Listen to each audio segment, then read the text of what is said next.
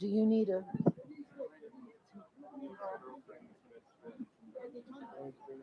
Yeah, I don't need it.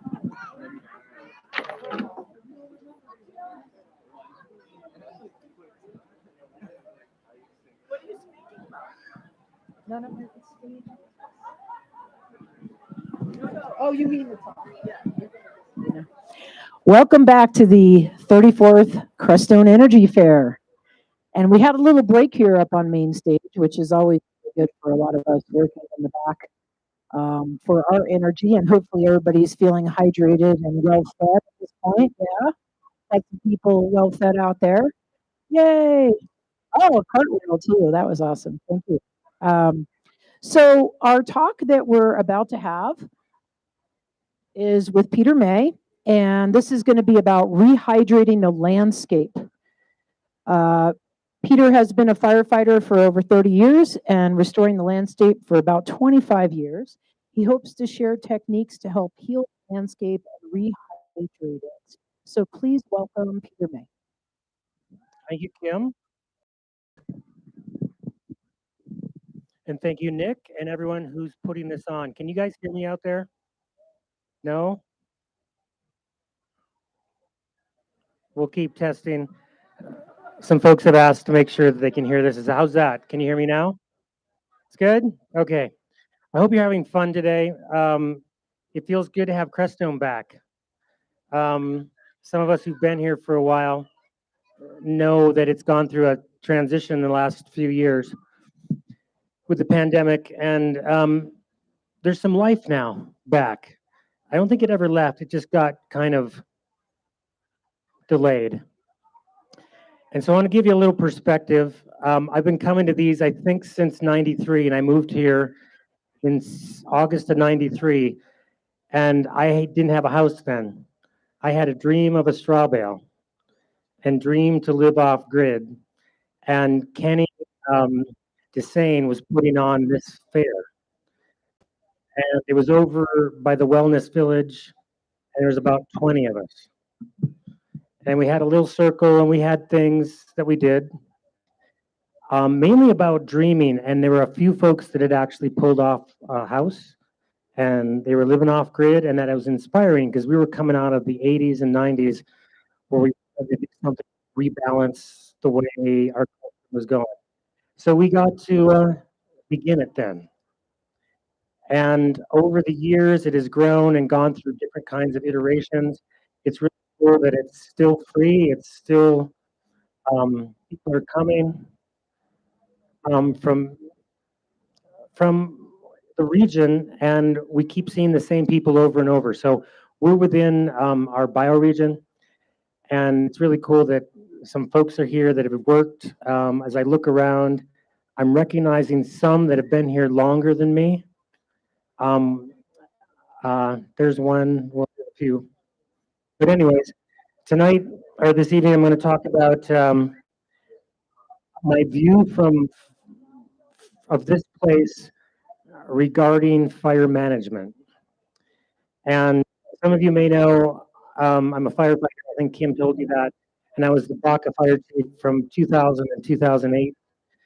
And we started cooling fire management in 2003. And that still exists. And the reason I'm bringing up fire is because there's been a lot of activity about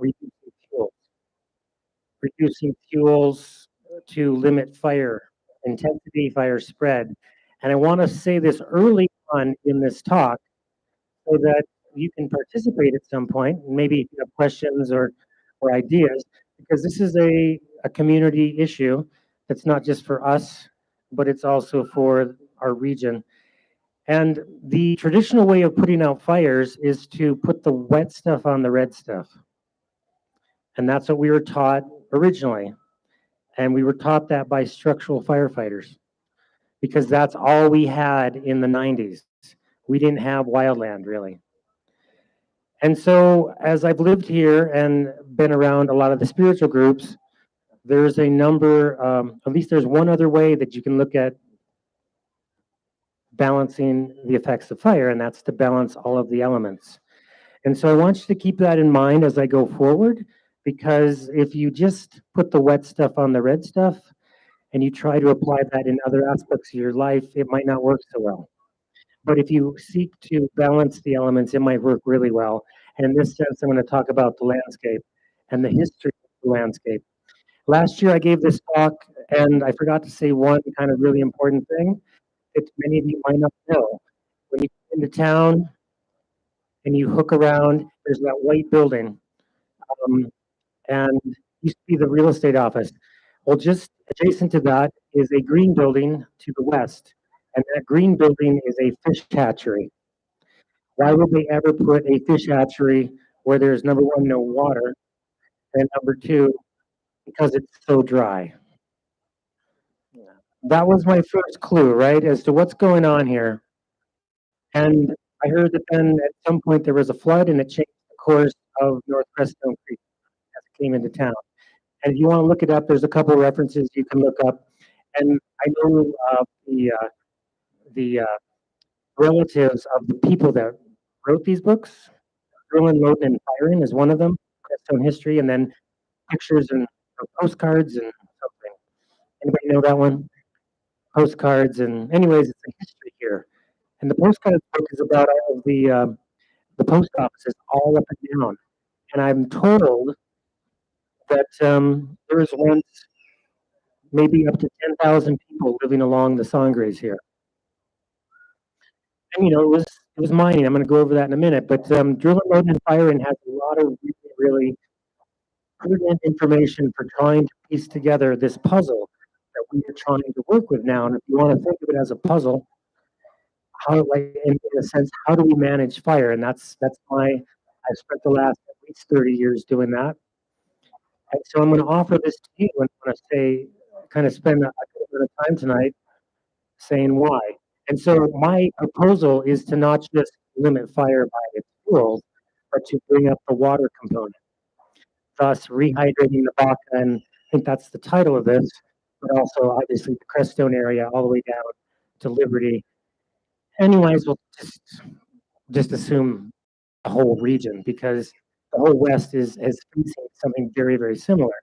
So here's a little history, just in case you didn't know.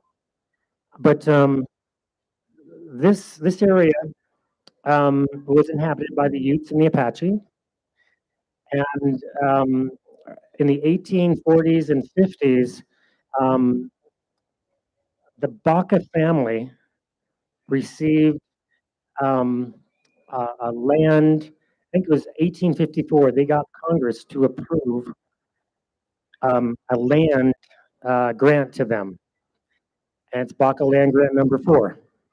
We're not on it; it's just down in Baca. That family also got 4 other pieces of land, and that was because they had settled in a place called Las Vegas, New Mexico, and they were driven off by the Apaches, I believe. And when they came back, it was already settled. So they made a claim, and I think it's 1854. Congress granted them 4 or 5 parcels of 100,000 acres each. So um, Civil War happened, all these things happened, and then finally 1900, who was it? Wilson granted the family a land patent.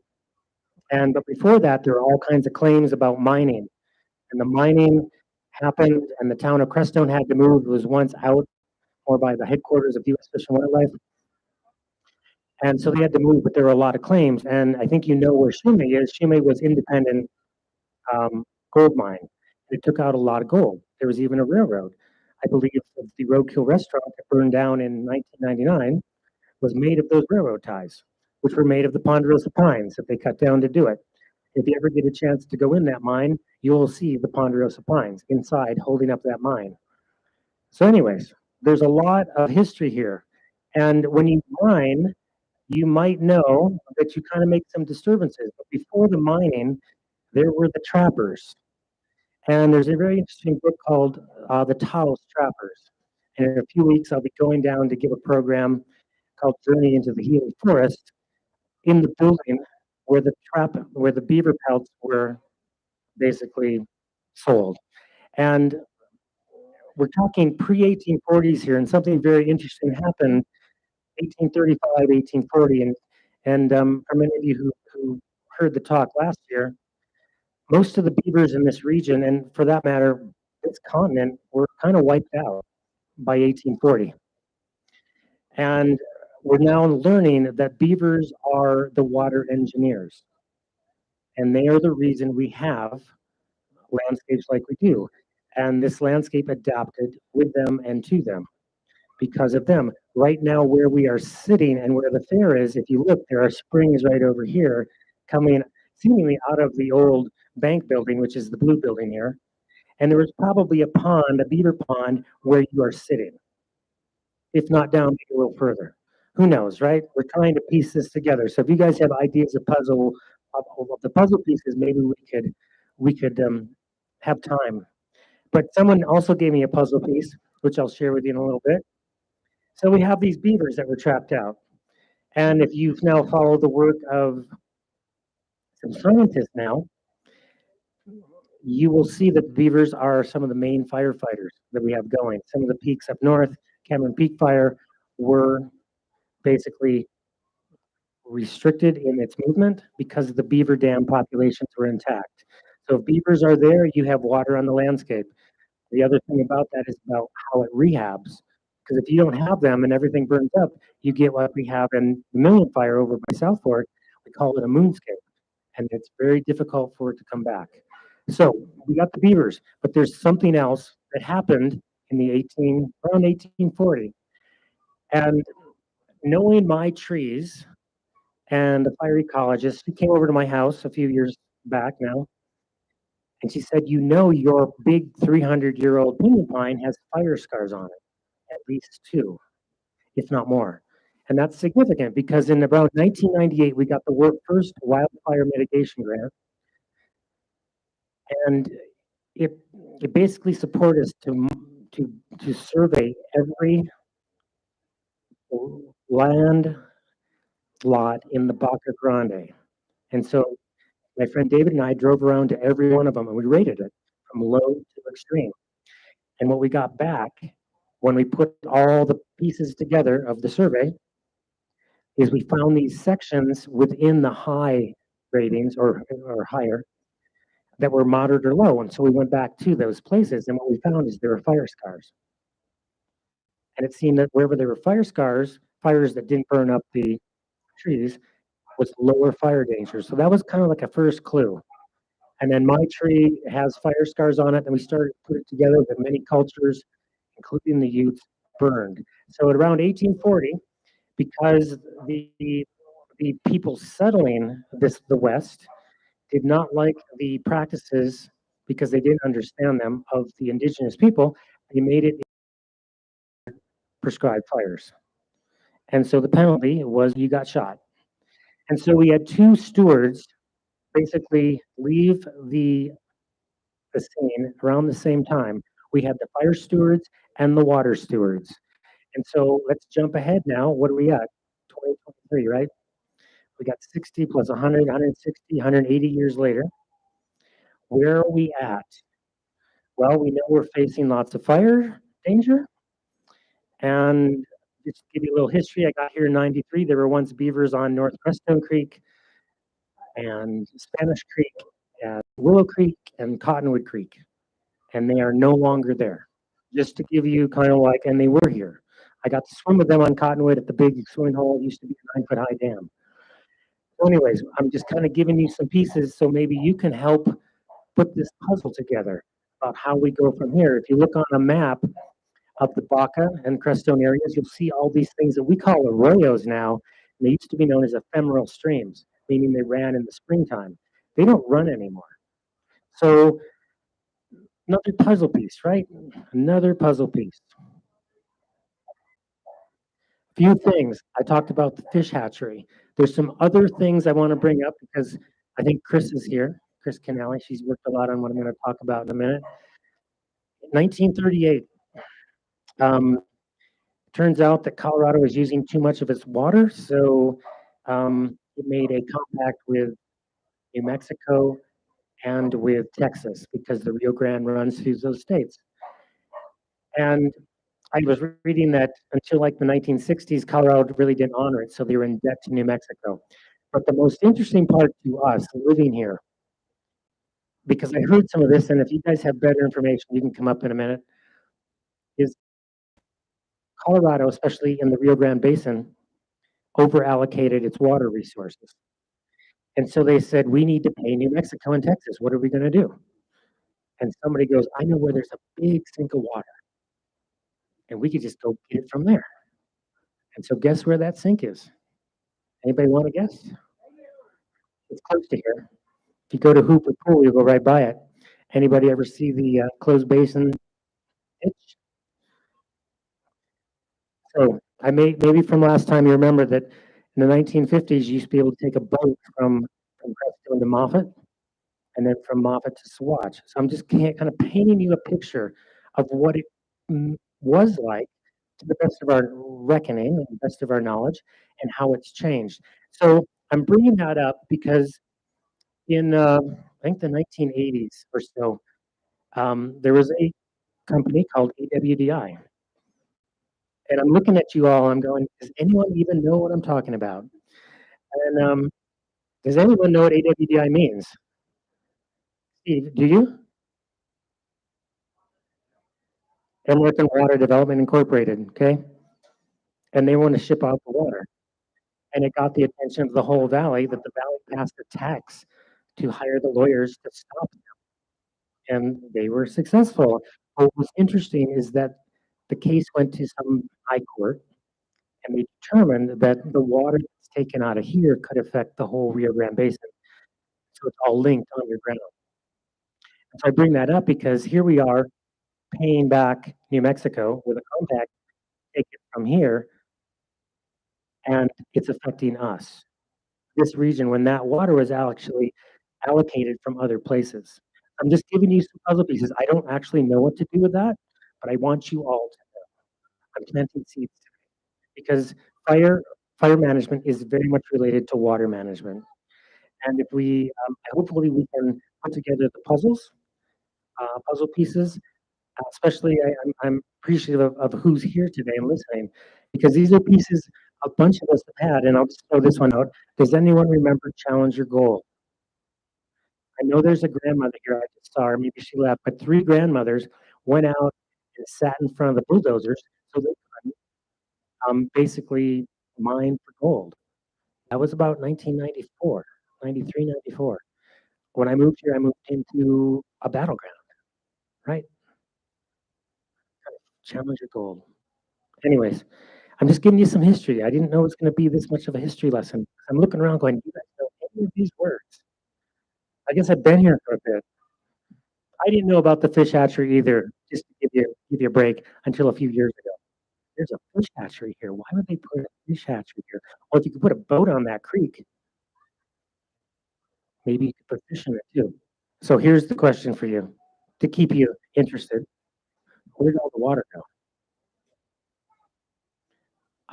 One of our scientists who lives right up here on the fault thinks the fault's opening up more, and when the creeks come down, it actually goes into the fault. Who knows, right?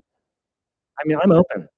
And we're trying to make it so we can sustainably live here, um, and not have to face as high a fire danger as many of us have faced for years. And if you look around, just to give you, anybody know why Burnt Gulch is called Burnt Gulch? I'm looking at people that might have a clue, right? Does anybody want to guess? Burned, right? That's good. And what came back? What's in Burnt Gulch that everybody sees every fall? The aspens, right? Okay, so here's the story that I know. 1800s, the Utes were still around. And somebody must have gotten brave because all the animals had gone in there and they used fire as a management tool. So they lit it off. And then all the animals had to run, otherwise they would die. But what happened? A number of things.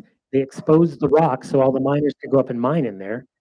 And then what came back in its place of, I'm assuming the conifers, I don't know, was aspen. That's why you see all this aspen up there, because aspen come back after a disturbance like fire. So anyways, we have Burnt Gulch.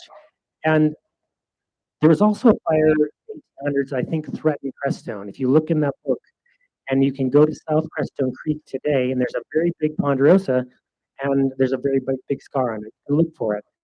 And I'm wanting to ask you now, just kind of like I didn't know it was going to be like a class, but I like this, so I'm going to keep going. Where was the other fire? Are there any other fires that happen here, like big, like we're talking Million Fire, we're talking, Cannon Peak, anything? I don't want to say where's a fire because we don't want that. We don't want that at all. But does anyone else know? This is a higher level question. Does anybody want to take a guess? I know you're gonna. What's that out? It's 2000, right? Where at? It's on that way. I'll just give you the coordinates. You guys can go check it out. Here's my guess. Again, these are my guesses. I'm trying to put the pieces together so we can live here in a better way. So if you go up to the stupa and you look out, you see these depressions, right? And the legend is that a meteor hit, thus making it a meteorite. I think it was about 1911. We can look it up. But if you look underneath the stupa, there's a section of pinyon pines that are there. Now, what would take that out? It's like kind of perfect. So here's my theory. Meteorite came, had so much energy, burned those trees up. And I went out. There's char. After 100 years, I went out within 100 years, and you could tell that the fuel moisture was high enough in a certain part of the forest, so that forest, but the part of the forest in the impact zone did. So that's another fire. So there's another one from one of the people in the Forest Service. She was out by Duncan. You guys know where Duncan is? There's a cabin out there, Dead Man. So being in fire management, we kind of get to know, we all share stories, right? And she goes, um, there was the Spanish were here. They were mining. This is probably 1560s. And she found evidence of a forest fire. And I'll ask, how did that start? Was it lightning? She goes, no. It was the miners that started it. How did it burn the forest down? And she goes, well, kind of. Where they lived, they had mitigated, so it didn't burn their forest, but it burned the whole other forest that they didn't go in. So there's another fire there, and so I'm bringing this up because there is we're, we're anticipating or we're planning for a bigger event, and we're trying to like say, okay, can we reduce people's gas? That's one thing we know we can do, and hopefully appropriately. But what I'm proposing now is that we bring up the water. And so this is, as you might guess, this is very political, especially in Colorado, because all the water rights are owned. Water rights can be severed from the property rights. And so, as an update for our beaver project that we actually started in 2012, that was called Crestone Beaver Fest at Colorado College. Everyone thinks we're kidding or it was something lewd or something like that. It was a real beaver fest. Um, and we were surveying for beavers.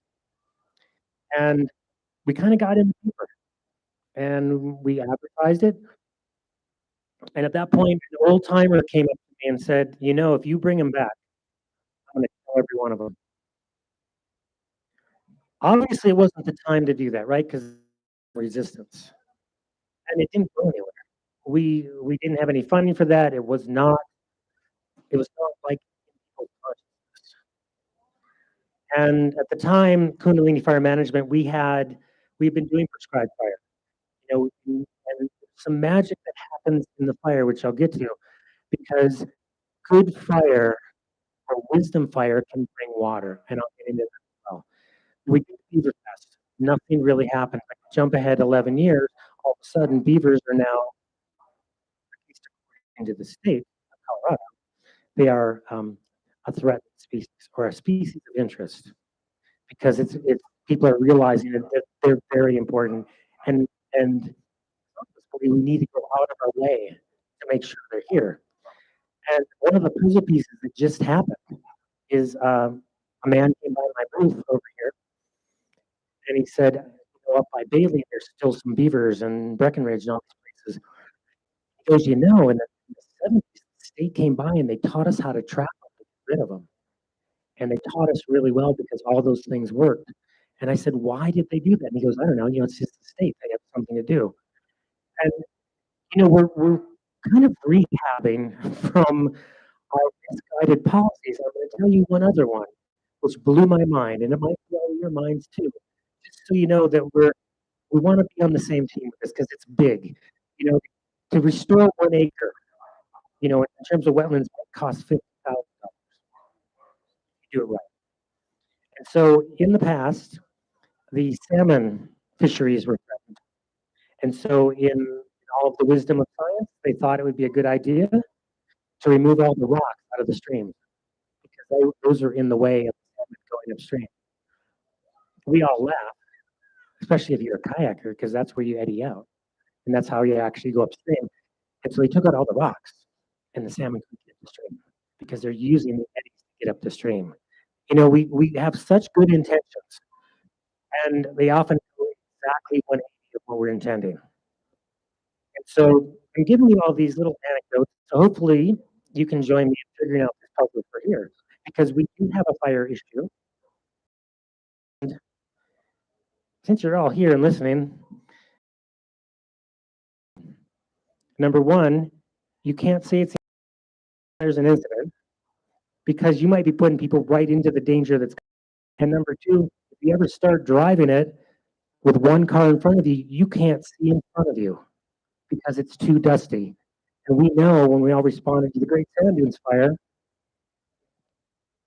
all the trucks that were trying to get there all ran into each other because it was so windy. And the days we have those kind of fires are the days that it's super windy. So let's just make that note. I've been talking to the people, and we want to do it again. I'm saying to you, like, hey, is that true? Or is he kind of crazy? And both are true. Okay. Oh, that guy's crazy because he's been around. He's friends with beavers. In 1994, I swam with the beaver out in that pond, and my friend said, "Be careful." I said, "Why?" He said, "It might bite you." I said, "He's not going to bite me." He didn't bite me. It's kind of become my friend. It's like, where have they gone? So anyways, enough of the history. We have, since the last year, created an illustration of our mission. And Vanessa is going to pass out the cards. It's also on my shirt. So if you can see my shirt, great. I'm going to use it as my teaching tool. But in 2003, we created Kundalini Fire Management, kind of as a joke, because we were named Kundalini Fire Department. Everybody works with the fire within there. They're all Kundalini experts. So we adopted that name because we're firefighters as a joke. Turns out it's not a joke because some of the traditions that came in actually show us how to work with the fire within. And kind of fascinating. We can talk about that later. But we adopted a mascot, and that mascot's name is Kundalini Bear. We like to say that Smokey the Bear, who we all know of, found in New Mexico fire. They found him, and he became the icon of the Forest Service, saying that all fires are bad.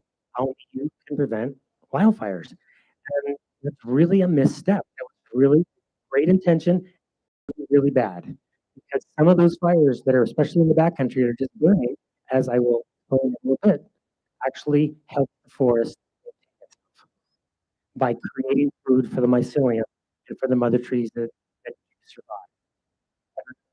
We all, as firefighters, we all look at the smoke jumpers.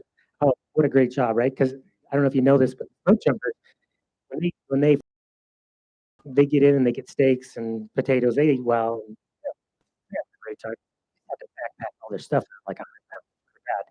But the policy that was adopted around 1910, 1911, after those fires spread from Eastern Washington till Minnesota, I think, or something crazy, it said all fires are bad and they'll all be out by 10 a.m. the next day. It turns out that some fires are actually good. And where I'm from, in the Great Lakes region, in Ontario, there's the Council of Three Fires, the Ottawa, the Ojibwe, and the Potawatomi, and they've been burning for hundreds of years, primarily for hunting. And they have every endangered species in abundance because they burn and they burn well out of the range of variability.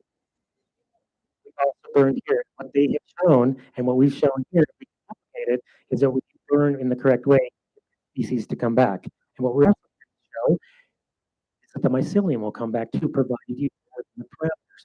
What does mycelium do? Mycelium holds water.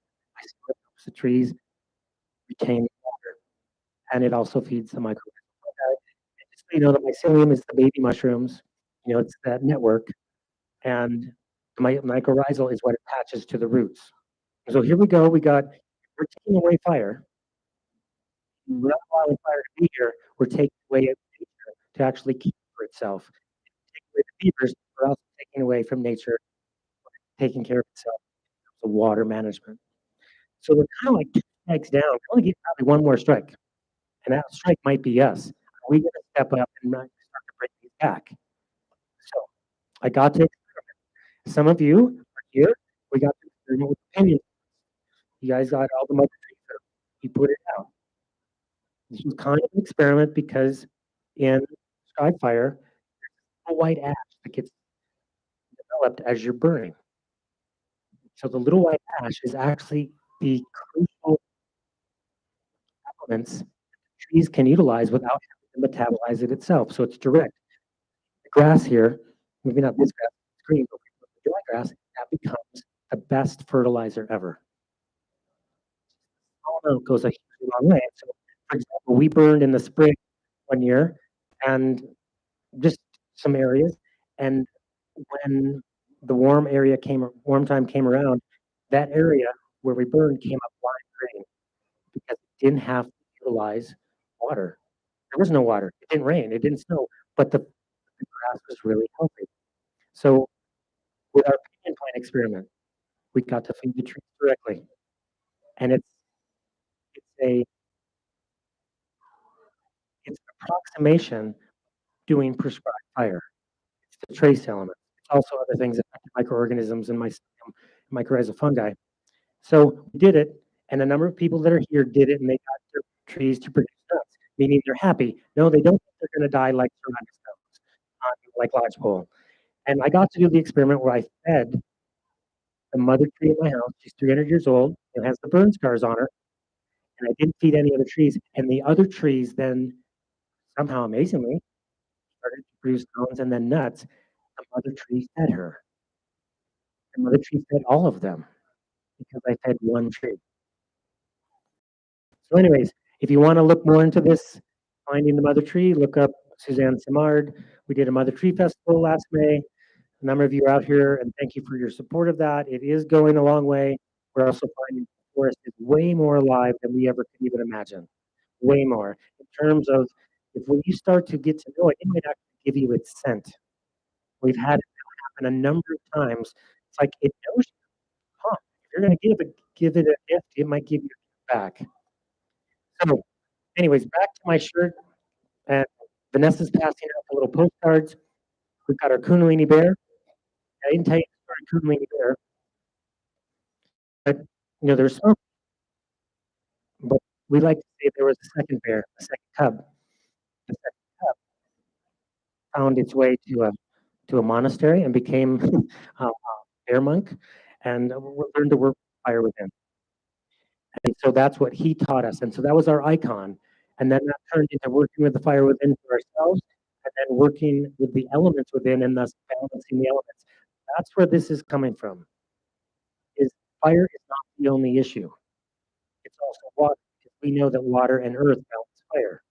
So we've been mitigating, meaning reducing hazardous fuels for since 1998. And a lot of the strategies we've been using are still being used today, and some of them are appropriate and some of them are not. We've learned a lot.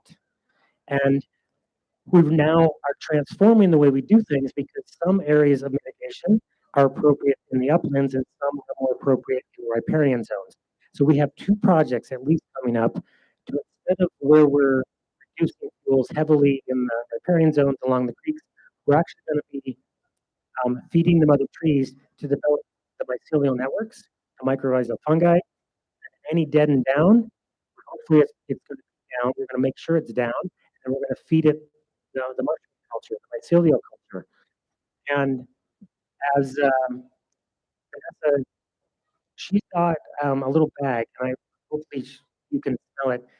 That is the mycorrhizal fungi culture that we've taken and put into the distilled chips that is inoculated. And to me, it smells kind of like tobacco. And that's what will then help the tree roots grow and flourish. Because right now they may or may not be, but we want to make sure it's out there. And then here's the secret, especially for anybody who's in mitigation. I want to give you a secret here. This is like $1 million secret. And we'll see where it goes. If you're going to do well, then we can all do well with it. If you embrace the mycelial idea, that mycelial networks produce mushrooms and they help the trees communicate, right? And they also help the trees share nutrients, share water, all kinds of things. If that's not here, our forest, I will say, will tend to be less healthy. So here's how you get it back. Take your wood chips from your forest where you're working. Still, I need a still. We're going to work out ways to do this. Maybe like a solar still. We used to do solar cooking here. I don't know. I haven't seen a solar cooker at the energy fair for a while. But make a still. What we're trying to do is cook off all the volatile, the essential oils, because that's what inhibits mycelium. Get distilled chips. Leave it out in the outside and let it get wet. It'll grow the mycelium. So that's what we're going to be doing on our project. We have a wonderful partner, a number of them. We have the Colorado State Forest Service, who is funding this. We have U.S. Forest Service, who is also working on with the Beaver Project. And if you know, we are going to be working at the Naga Shrine and that whole area that Shuei now owns. And it's going to be a little bit different kind of mitigation. It's going to be primarily focused on restoring the health of that area. Meaning, we're going to feed some other trees, get the mycelial network going, make sure the mycorrhizal is intact. And to the extent possible, we're going to start to braid the stream so that we rehydrate the area where it makes sense and do different kind of beaver analogs where also it makes sense. There's a House or a Senate bill in Colorado, 270, that is, we're still learning how to interpret it. And so we've gone to a number of meetings, and if you read it on the face, it's like, oh, I don't think we can do anything. But if you really get into it, he'll show you what you can and can't do.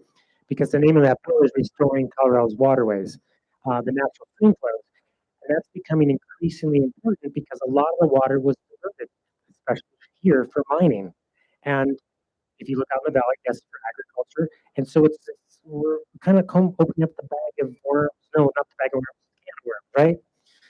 The bag of tricks hopefully follows the bag or the can of worms because we've been dehydrating this area through numerous means. And so here's another example. The area, the Baca development was planned, I think by a company in Arizona. They may have done it from the air, and the roads go straight up the mountain, right? And many of us know if you get an inch of rain or two per hour, all of those roads become torrential creeks or streams. I remember one year we got 2 inches of rain, and the way you can tell is look up the Challenger. When that face is running, it looks like running down it.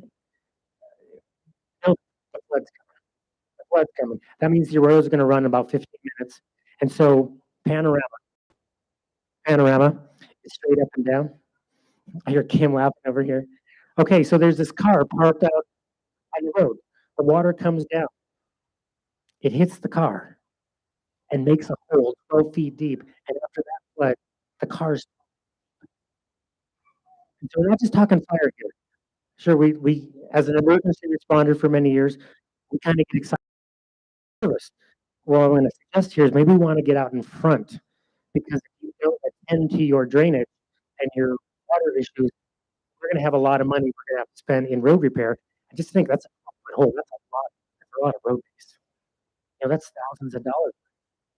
And so, why is it doing this? This goes back to where did the water go? Well, when the water does come, it goes straight down the roads because the arroyos are supposed to go underneath the road. What they do is they hit the road and come straight down. The roadways become creeks.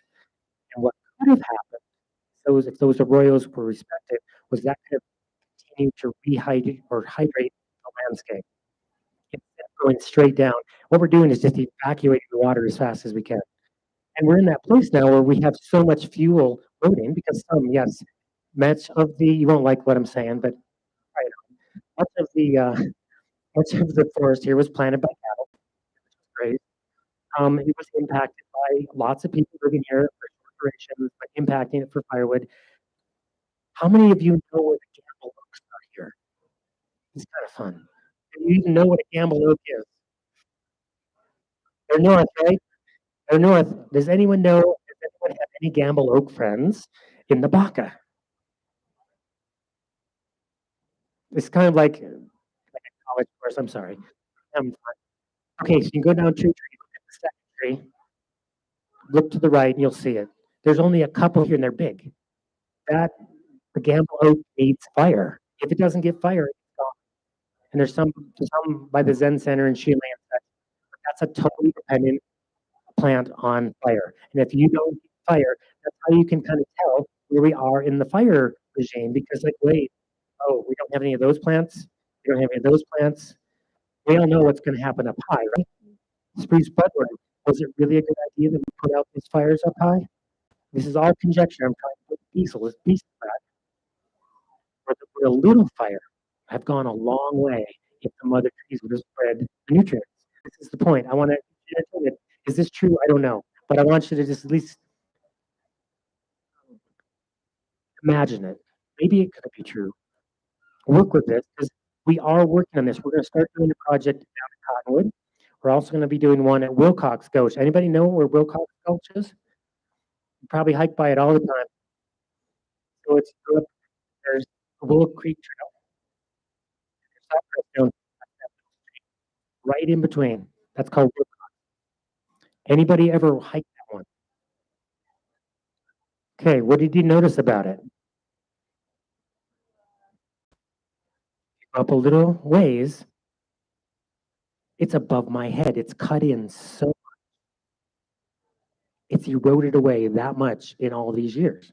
And what that's a sign of, it's cutting. It's head cutting. It's going to continue to do that and take the water down instead of on the surface. Nothing can really use it there. So that's one of our areas we want to do, according to the specifications of this bill, is to do it the best way. And that's where beavers would come in because they would help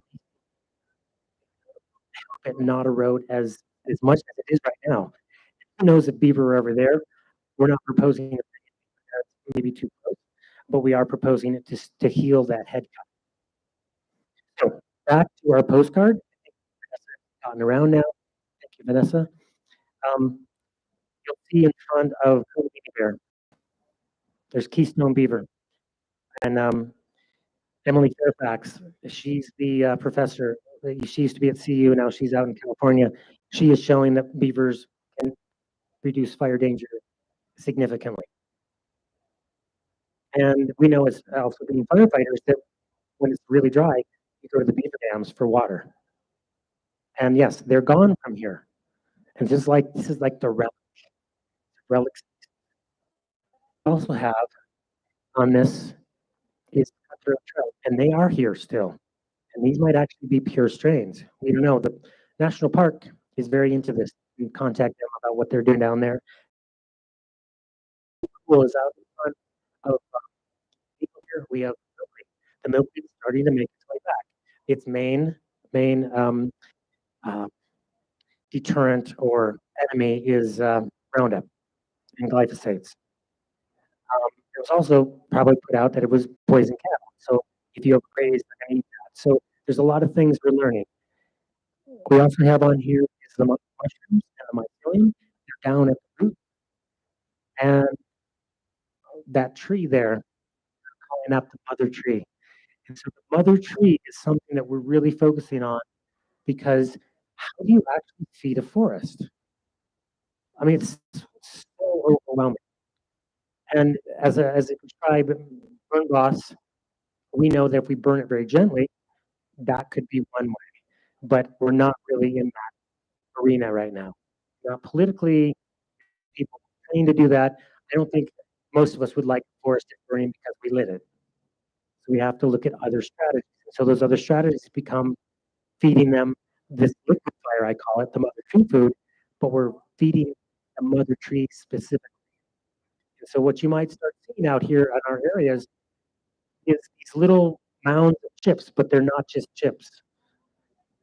They're distilled, and they're mycelial nurseries, and they're mycorrhizal nurseries. And one of the new alliances, or it's a continued alliance, but an agreement I just got today is Tyler, who they make the mushrooms over in Saguache.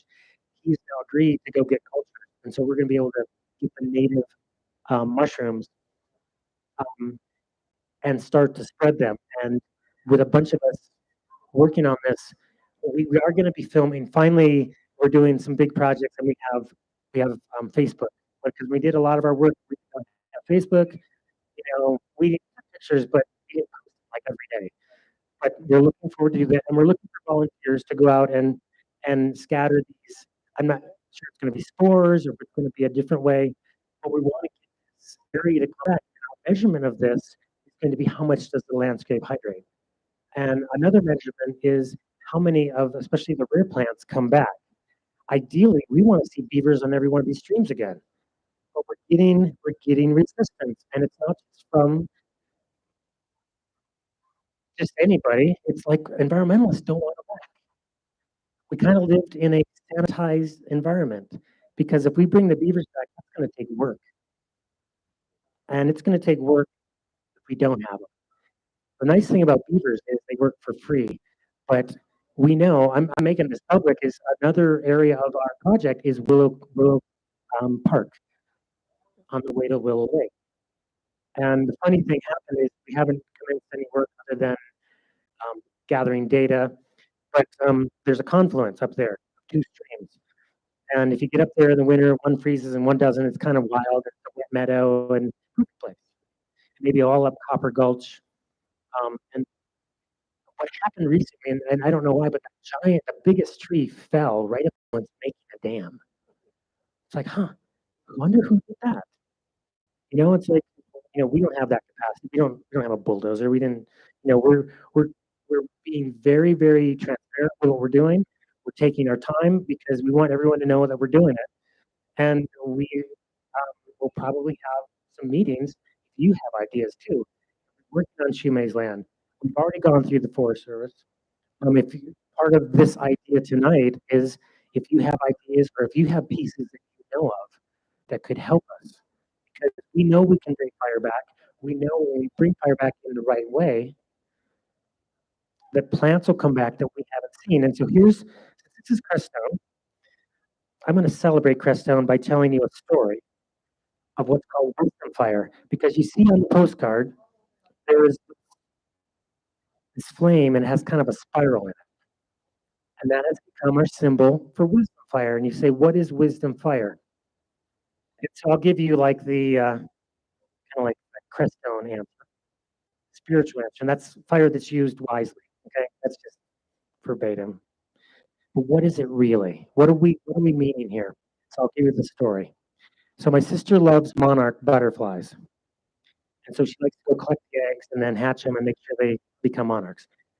But monarchs need milkweed, and if they don't have milkweed, they can't rear their young, because that's what the milkweed, or milkweed is what the larvae use to um, keep the predators from eating them, because it's poisonous. And so she had no milkweed. So I went, we can get the milkweed back, I think. And this is in Michigan where I grew up. So I went back a few Mays ago, and it's my brother and my sister, my aunt, and some family members, and here we go. We're going to burn the meadow.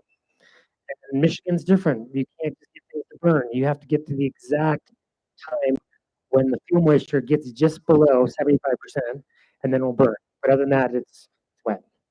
So we light a fire and then we get it to burn. But the trick here, and this is the Crestone part of this, is that you have to meditate while the fire is burning.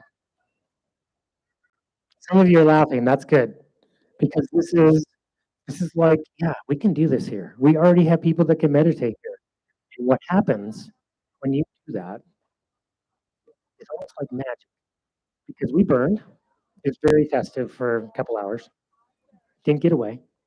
30 days later, two species of milkweed come up, common and swamp, without planting it. And some people are sharing stories, and when you bring fire in a good way, especially with intention.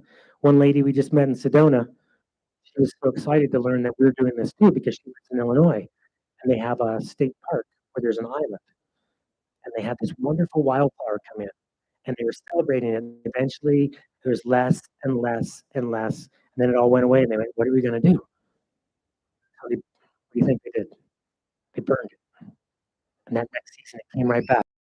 Really important that I'm not sure how those seeds are gonna stay available. I think the seeds are there, but it takes the right kind of trigger. And for all of those of you who are into plasma physics, here's the explanation. When you take your consciousness and allow it to compress in space, the light wave then turns into a particle, and the plant comes back. Anyways, continuing on, we have done that here, and it took us years to realize that we were doing it. We once burned 400 acres in amongst the houses here, in the back of the development, all around, with the express and clear intention to benefit pine trees. Because we had heard that in the east they used to burn for the chestnuts, and in the west they would burn for the oaks. And then we thought they might burn for the pinyon pine. So we did. We got a grant, we burned all these acres, and lo and behold, that cycle, almost every tree in the area produced nuts. And those nuts now, they aren't cheap. They're like $40 a pound, $45 a pound. So the intent with giving people the mother tree food, and ideally the cheapest way would be to actually burn, but we can't do that just yet. Hopefully we can. But is to provide some sort of economy here based on getting to know the forest and stewarding at the same time. That was the intent.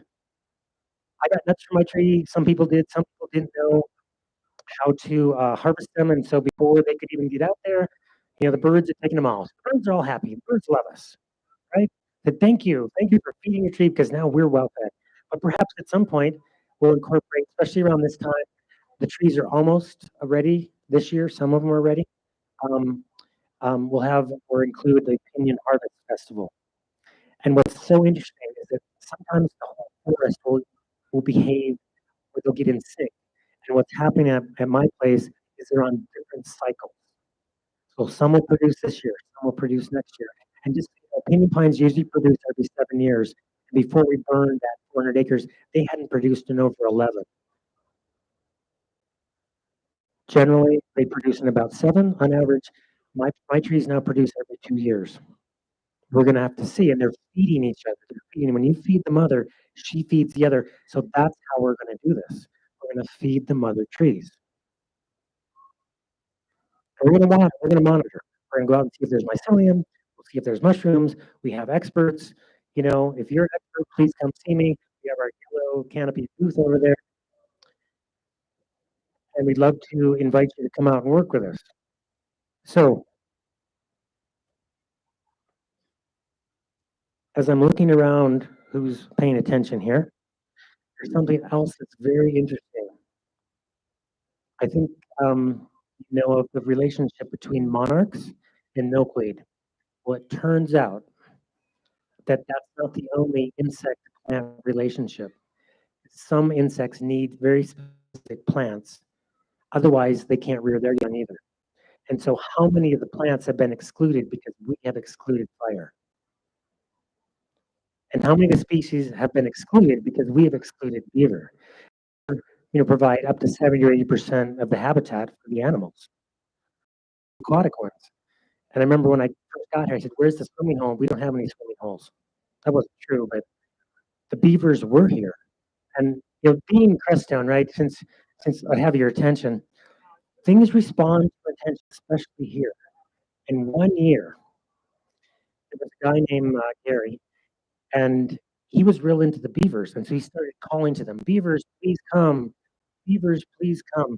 And he was working out on the Atlanta uh, garden. And I said to him, "You want beavers to come? That's cool, because I've been asking for them to come too." And so there were at least two of us asking, there may have been more. And so the craziest thing happened. Willow Creek runs dry in the winter here a lot of the time. So right around March, I think it was, March, around March, this big dam gets built on Willow Creek over by Atlanta. It's like, what are they doing? There's no water there. And so they keep building. They make this whole array of dams and everything. And so we're just hanging out. It's like, I guess they're here. And they're probably saying, where's the water? And so what happened, there was like a 3+ foot snowfall, and Willow Creek ran. And when Willow Creek ran, it flooded that whole region.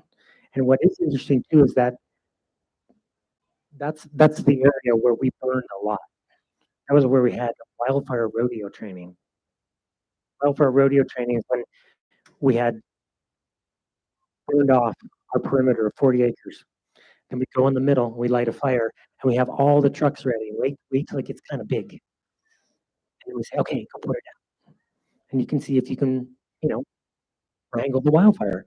And we've done that because you don't get good at fighting fire until you're fighting fire. You can do all the training you want, but you need live fire. And so those fires were very successful because their grass came back. That's one of the things that happens.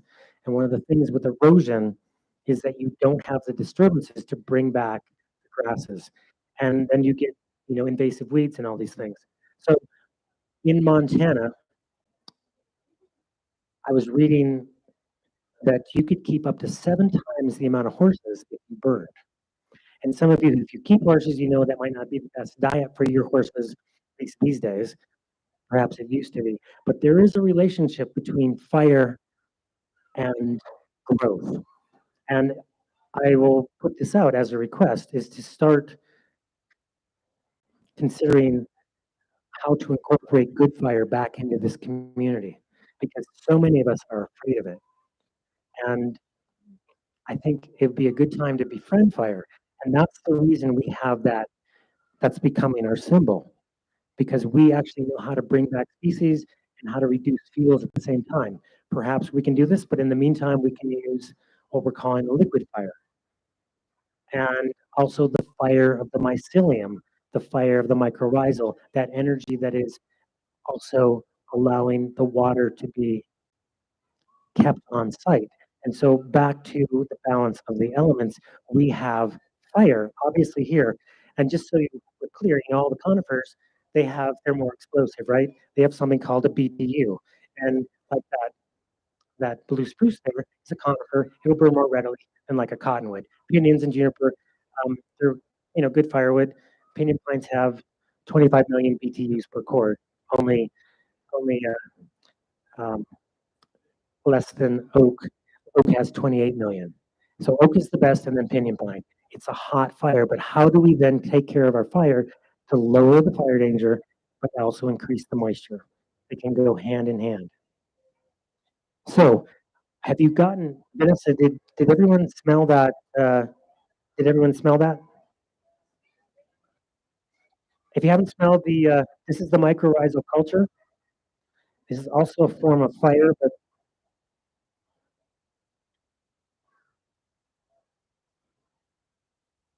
does anyone have any questions about things so far? Is this interesting? Do you have a question?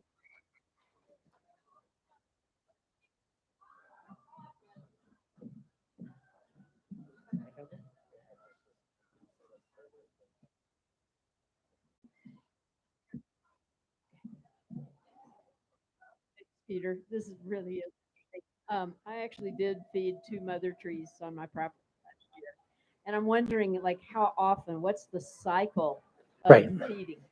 Right. So her question was, how often do we feed the mother tree? And my truest answer is, I don't know. And how often do we burn underneath the trees? So what we're going to do, and what I'll invite you to do and keep doing, because I know you're doing it, is pay attention to your tree and in whatever way that's appropriate. Since it's Crestone, I'll say, go have a conversation. Right? Go have a conversation and the way we know it works, and the way I would look for is if you have beetles or if you have like some kind of infestation, we have seen that the beetles get backed out, not with not with like live fire, but with this kind of treatment. And so we might take a season off and not feed it, right? But knowing that this other culture burned way out of the natural range of variability, this is very similar without the heat. And we are combining it with the effective microorganisms, which is basically a wonderful soil conditioner as well as the mycorrhizal. It's going to start feeding, and we are looking for things. Like I'm seeing my trees do things I have not seen them, but they're on different cycles. It's kind of like, what is going on? And I'm very interested in all the feedback. So and there's a number of you are here because you got to feed your trees, and can it increase nut production? My big tree is now putting on small cones, first year cones. It just produced cones last year. It's producing cones again. And I don't want to max it out here, so I might give it a rest. I don't know. So the bigger trees I think are much more resilient. The smaller trees might show us, but I'm also looking at the trees around that I didn't feed and they're being fed. And so I think if there's actually natural intelligence and they can actually utilize it, they're going to give it away.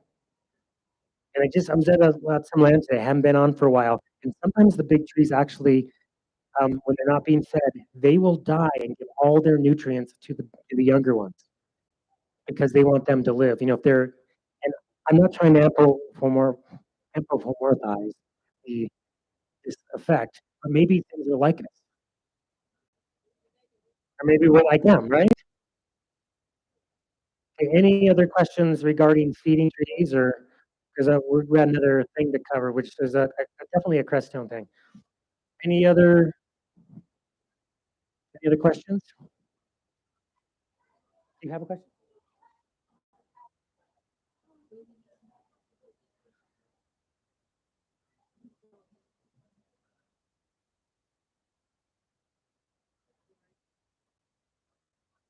Yeah, the question is, Kundalini, what the definition of Kundalini is. And so I don't know if you mean like where does that word come from or why?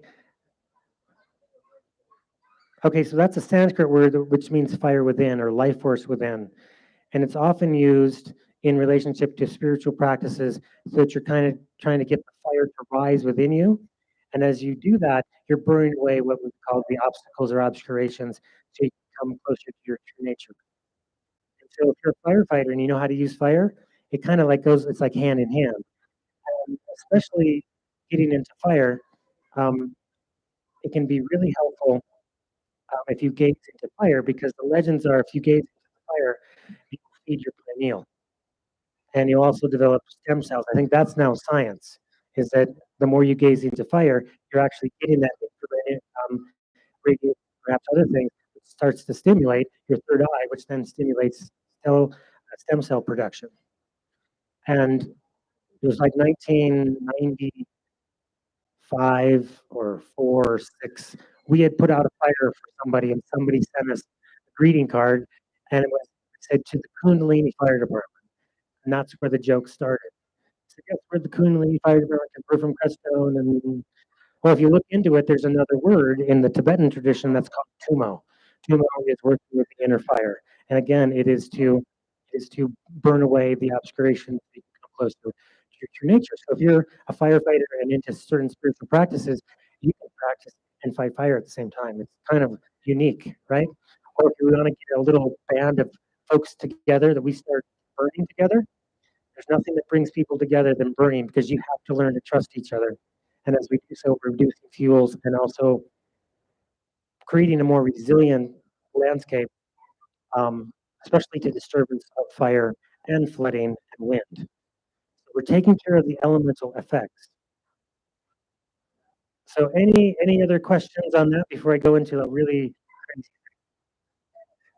Might have a question. You have a question? It's not off topic, but I just wanted to ask how you think swales and other geological support for the systems, because not we're talking about forests, but And we've also got areas that could be encouraged Yeah. that will play into the greater. Oh, yeah, Yeah. no, I know what you're talking about. So, yeah, and thank you, Kim, because you're gonna spark kind of a whole related topic, which is permaculture, which is what we're talking about. And when we start to work with the plants, especially with fire, we're talking now native permaculture. And so here's an example. We have a pinyon orchard here. We just don't know how to tend it. And the gooseberries here, a lot of us don't like to pick them because they're too small. When you start feeding them the right things, they become nice and plump like the size of blueberries. And they probably have everything blueberries do from California. And even I have to remember that, even though there's a bush right outside my tree. I fed it with the mother tree food, and boom, I got it right there. I mean, it's right there. And so, um, regarding the swales, so here's kind of like the opportunity now. We have our gardens, we have our swales. We want to get the mycorrhizal and the mycelium going, and now is it possible to? And this is where it gets tricky. So let's put our heads together, and I'm going to back up. Many of you have pinyon pines. And if you have enclosed them in a nice yard and you want to have grass, and you water them too much, you may kill them because they don't like too much water. They like well-drained soil, and they don't want to be overwatered. And they develop a fungus, and they don't develop the right kind of relationships. And so if you can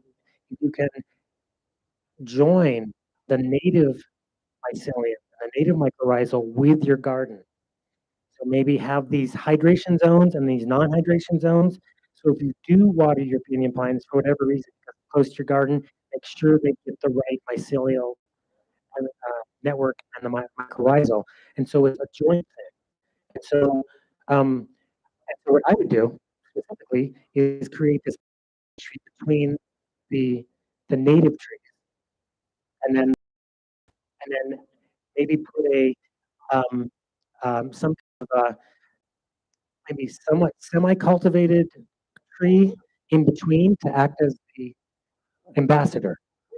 And I'd have to really think about that. That's what maybe like I'm not even sure. I don't want to say anything yet, but I think it's possible to join the networks of the native one to the garden. And when you put this stuff on, especially the trick for creating soil is use distilled chips. Distilled chips after a year will turn into black soil. It's like you're taking the fire out. So that's a really good point. I think that's something to keep working with. And especially if you take 9 parts of straw, put some water on it, cover it up for 3 months, you'll get some really nice soil too. That's also the effective microorganism. So there's many ways to do this. The stuff I make in the mother tree food is from the raw milk. Shune makes it. They used to make it from straw and hay, and they let it sit for about several months, and you get what's going to feed. So I think the combination of that, especially on your interface of your garden with your native forest, is to really, really watch it. Any other questions before I get into the really crazy thing? If this is not already crazy enough, right?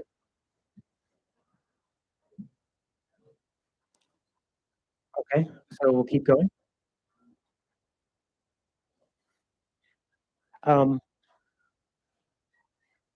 so we had a mother tree festival at the college in May, and it was Friday, Saturday, Sunday. The last day, we wanted to feed a tree.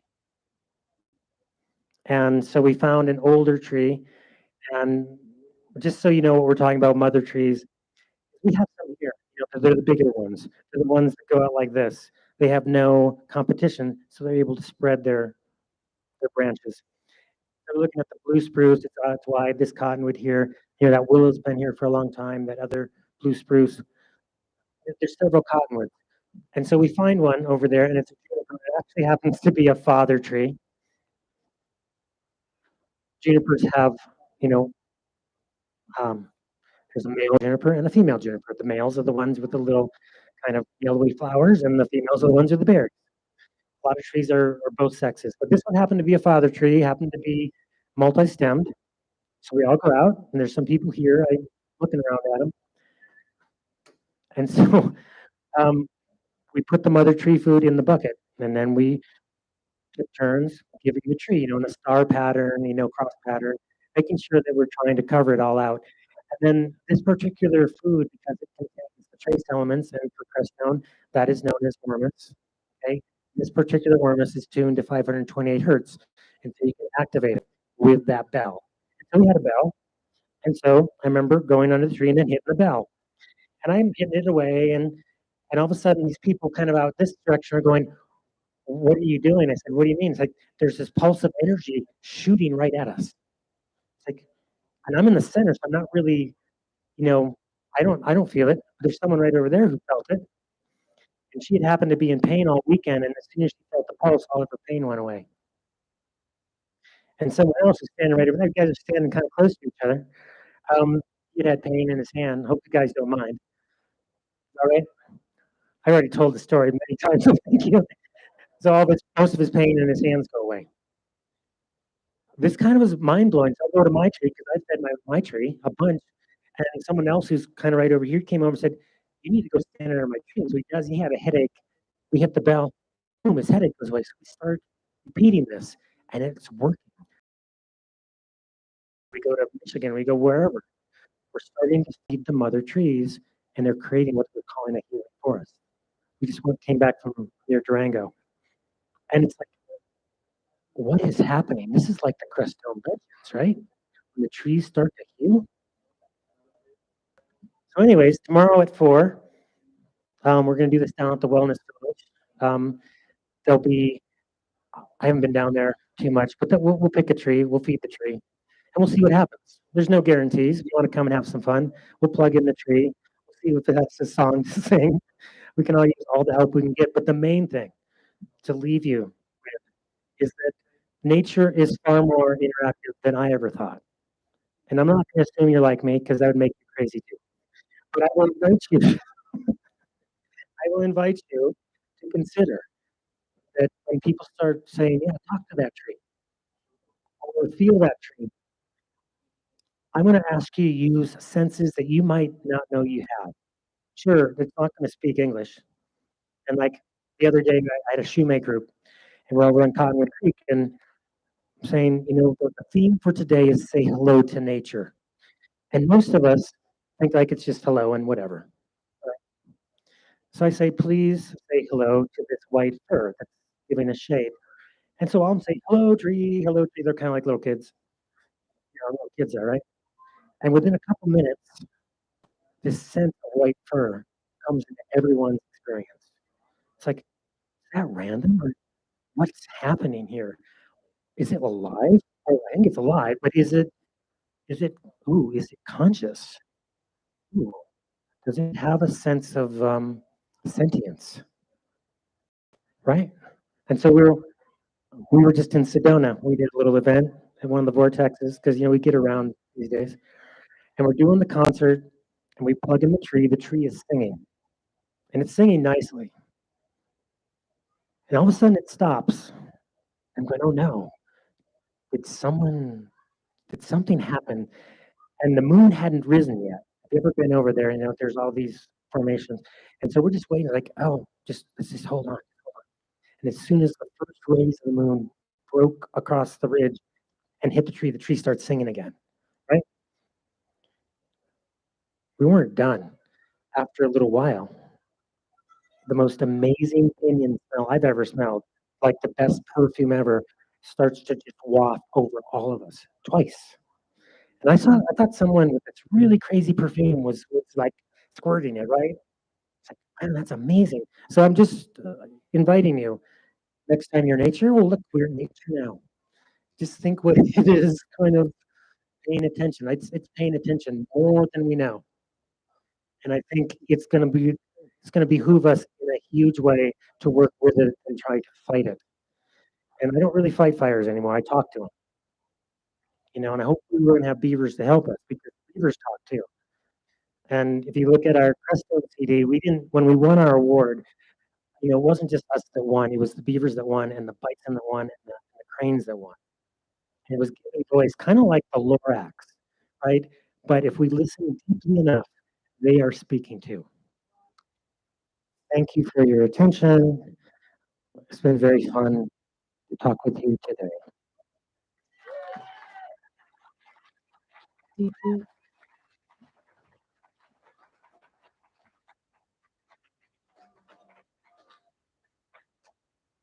If there's any more questions, or we have a few minutes, right, Kim?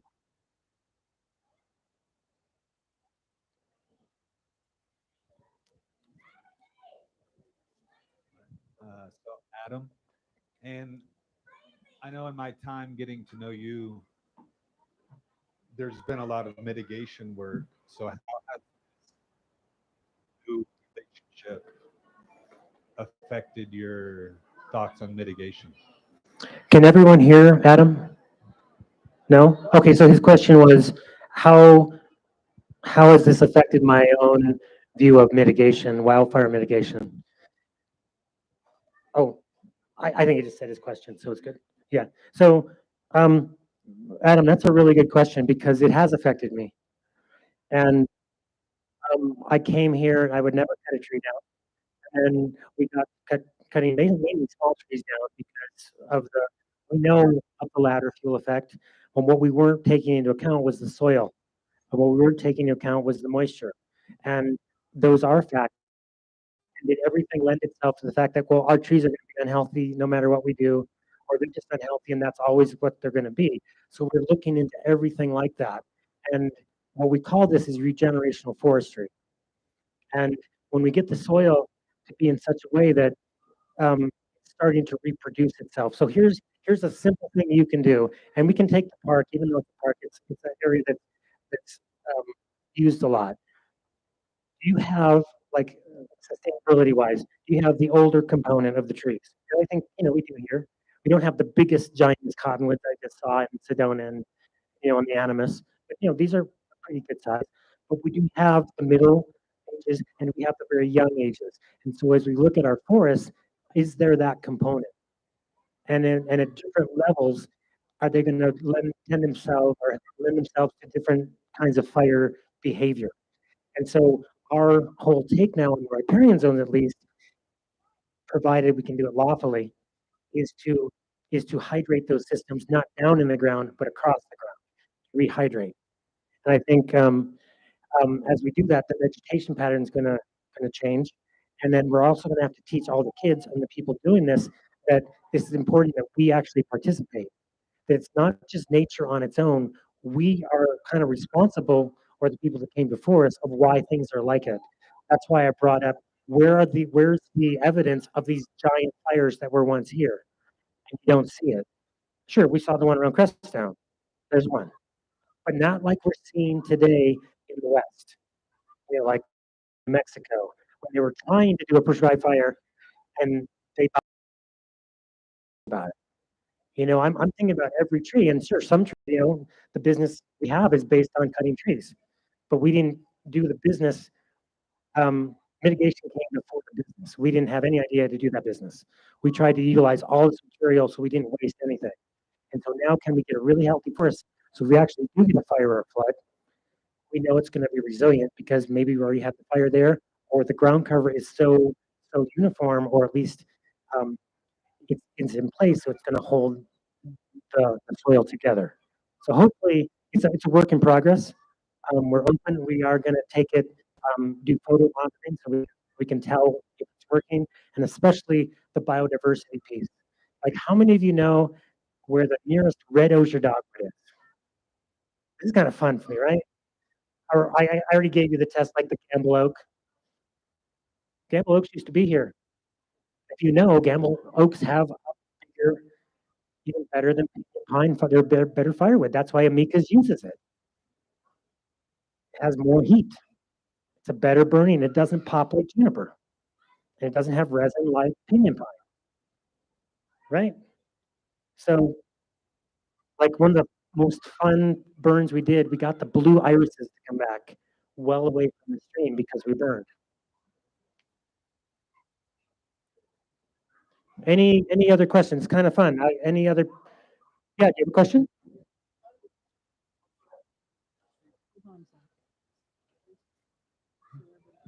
Okay. Okay. Cool. Is this good? So all this stuff, all these trees around us and everything, like on a molecular level, is vibrating at the same vibration that my body is. That's why I can touch this because there's so much space molecularly and stuff. Sorry. But this is vibrating, and these trees are vibrating at that same frequency, at the same level. But our intentions and are our intentions and our emotions are a vibration, and our consciousness uh, that affects stuff like nature, and like we can feel it, we can get it back. Like nature could love you back, and all this. If I vibrated at a better level or a higher level, then you wouldn't recognize me. A whole world could pass through our world because there's so much space. But the thing is, like water, you can water is a good example of how your emotions affect things because it's proven all over in science. And they do tests where they put water, your emotions into the water, and then they could freeze it and things. But it structurizes the water, and the water recognizes our conscious um, projection. So, like all this life around us is totally sentient, I believe. Like there's consciousness and everything. The rocks, all of this is known by like a main place, like a main spirit that could know all this stuff. So all this life can feel us, and we change. We change. Like we could give each other like we can feel it sometimes, or if something's wrong, you might have to call your friend and be like, "What's up, dude?" And he's in trouble.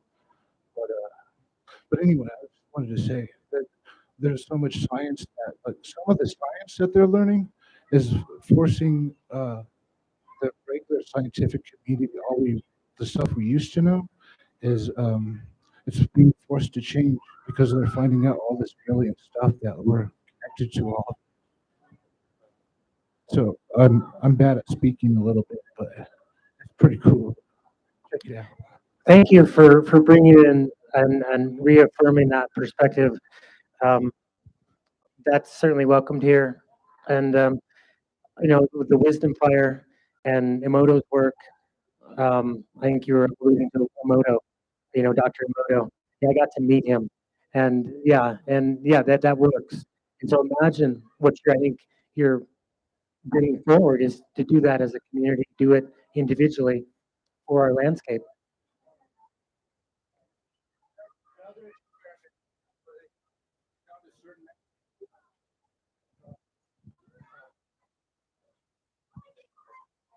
They found out that a certain amount of people in any given community can do this meditation of love and peace and kind of spread it out through the wherever they were.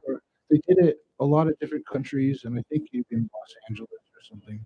But when all these people got and they meditated and they put out this energy, there was less car accidents. There was less like people drinking and like having troubles. But they did that so many times that it's impossible. That I mean, it's definitely true.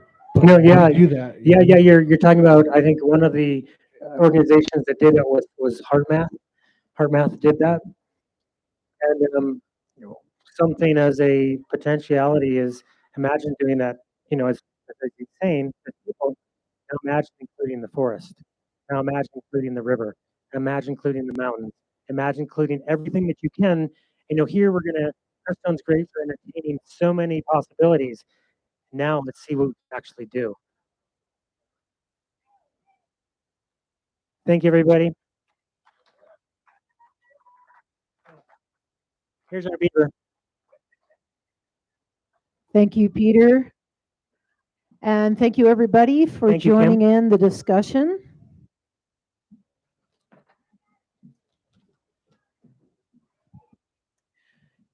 Next up on the main stage, we're going to delve into music energy. Woohoo! And our next guest, who is going to be coming up here in just a minute, has a little bit of setup, I think. It's Robin Lipman, and he's music with Lemurian. And that will be in just a few minutes. So please stick around while we get set up for bridging the gap between music and regenerative action. Woohoo! Thanks for sticking with us.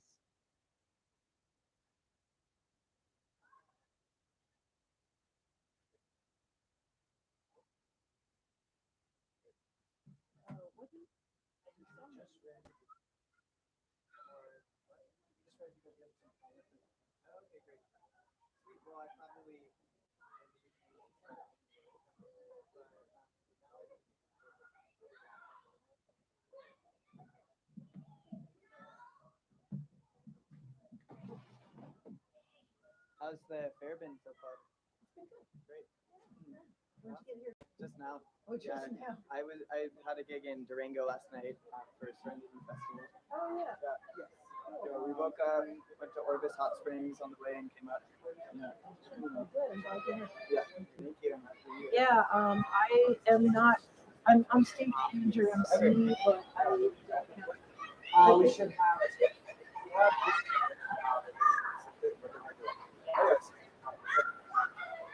Yeah,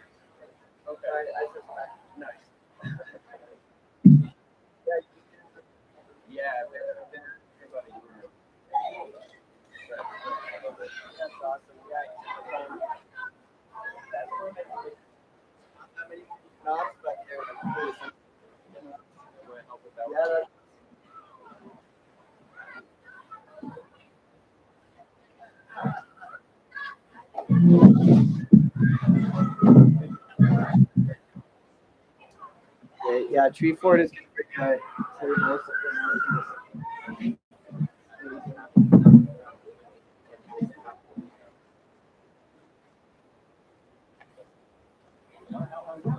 Dude,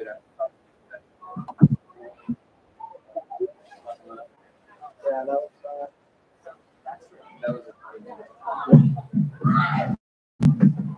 yeah, that's a good one.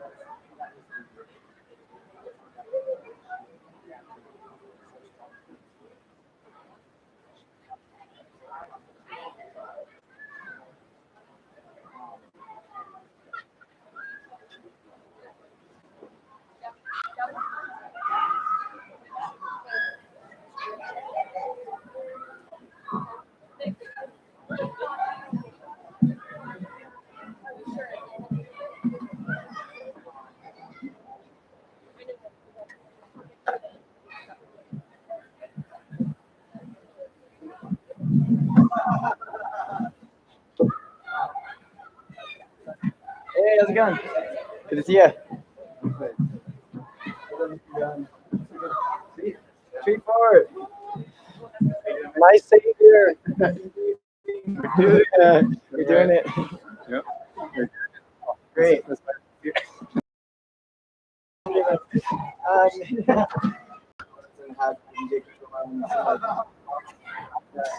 Worked out. Is there sort of chemistry? Woohoo!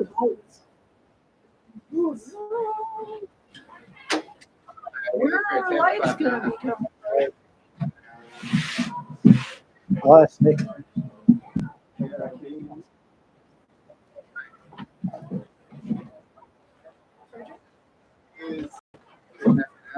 We could use our brown tarp here. Oh yeah, that Wouldn't look that bad. I mean, it fits the theme of Western Energy Fair.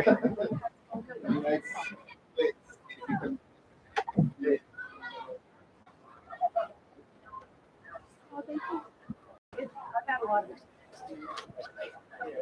last 5 times.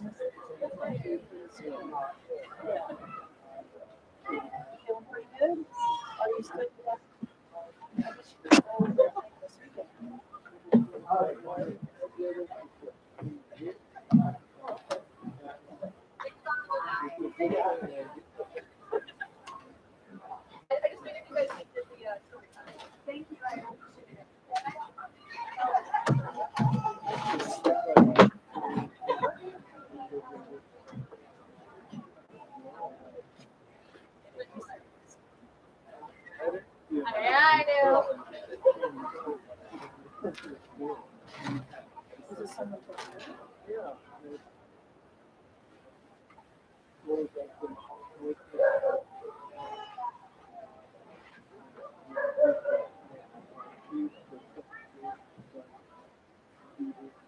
Oh, really?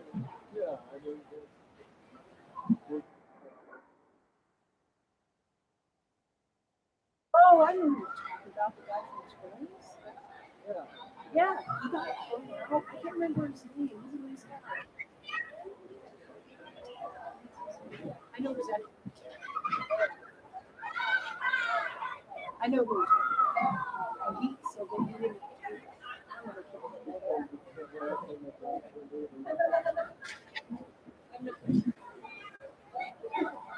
Well, that's what he said around. That's for sure.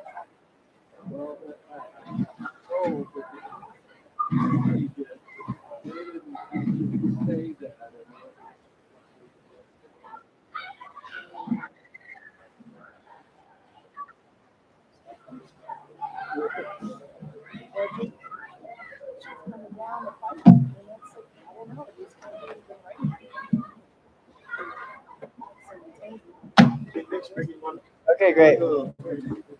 It's a good time for me to tune my guitar.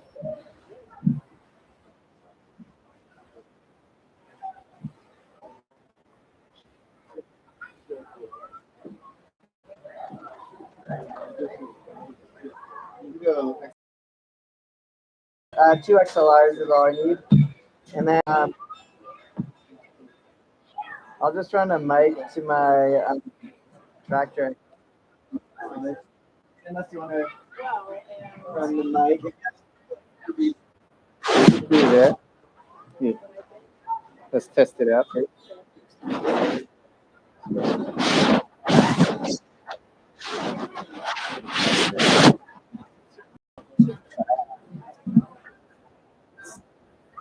Oh, yeah. Here, we'll put it in the top. Yeah.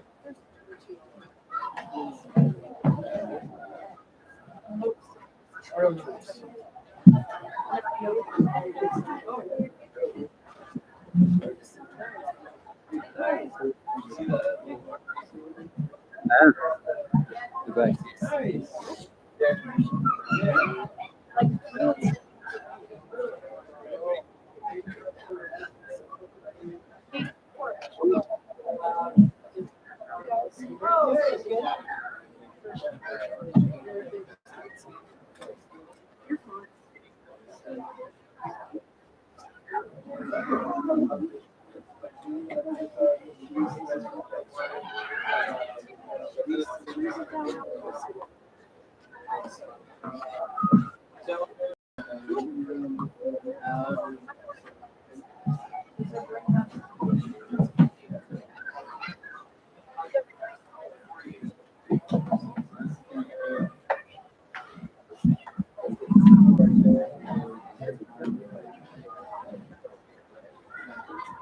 Yeah, actually, we'll do it out of the ones, right?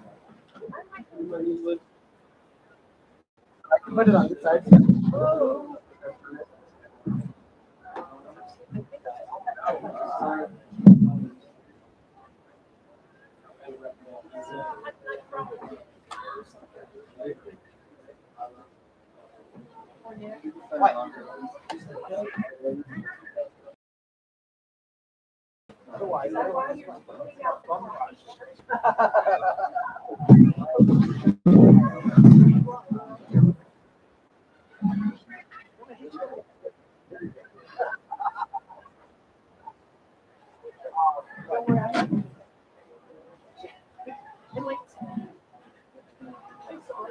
And I'll need 2 hours. How this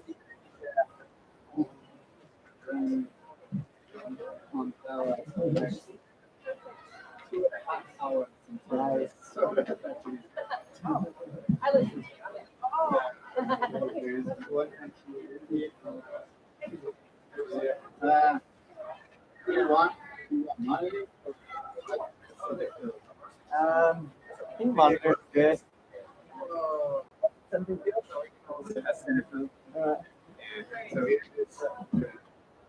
No, but it's not the speakers muted or not. Okay. Perfect. Yeah, monitors are good. What's going on?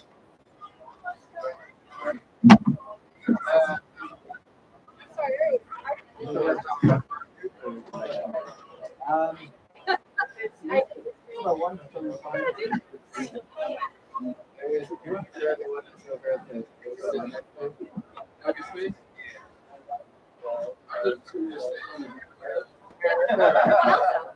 I'll grab the yoga one later for that.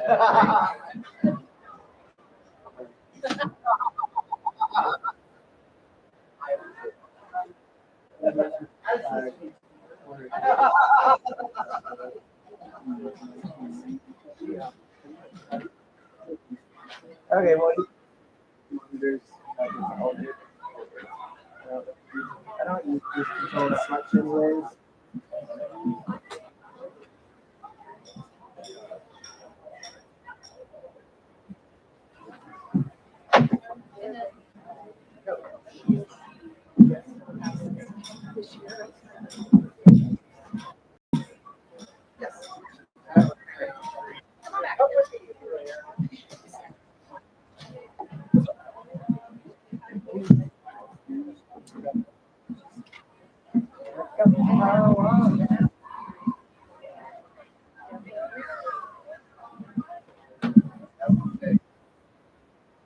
Yeah, your sound is awesome. Epic.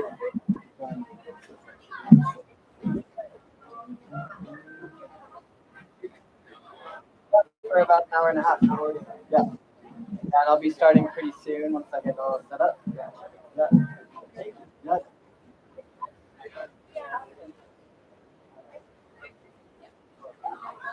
For children's.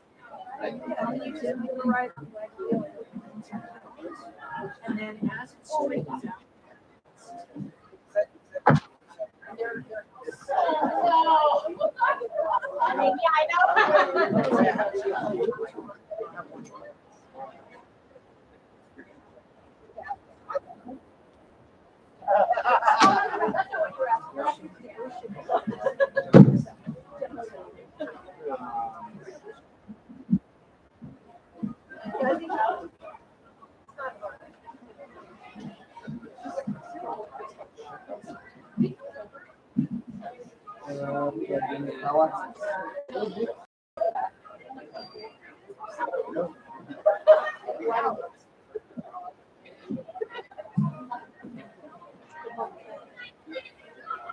Yeah, just like you just said, just grab them from the side of the stage. But you also need to grab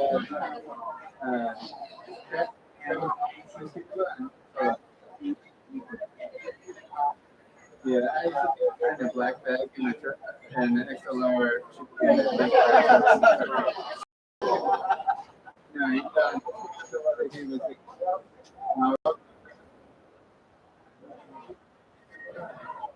yeah, no, I'll go grab those for the after party. Oh, there's an after party? Tonight or tomorrow? No. We just need one monitor. Yeah, just grab one speaker, cable, which is a black bag next to the big black coat, and then grab the XLR. XLR,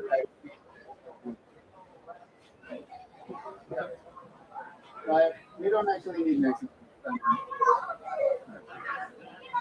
grab a pair, just a pair of cable, and a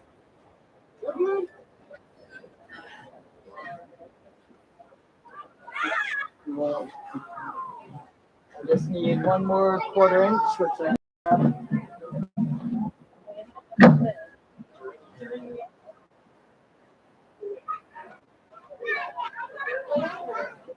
Yeah, nice. It's called the Tonewood String Band. Nice. Yeah. I have one in my back.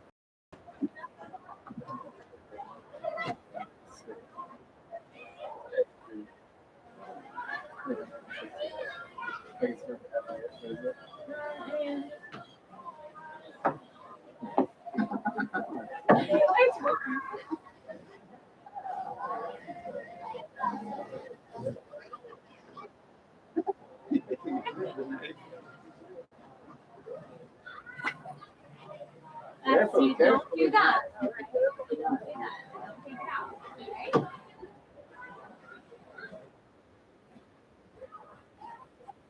Arjuna, do you take your knife out? Okay, don't take it out.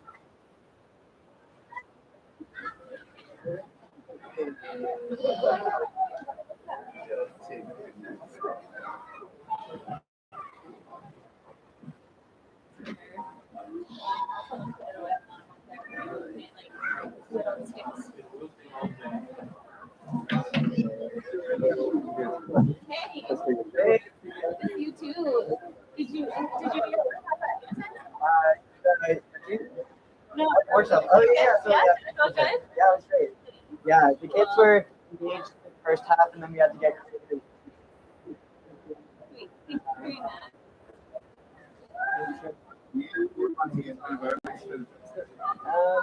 Sure, yeah, and then you can just put on. And then I guess when I say things, I'll just have the reverb go off. And then just like,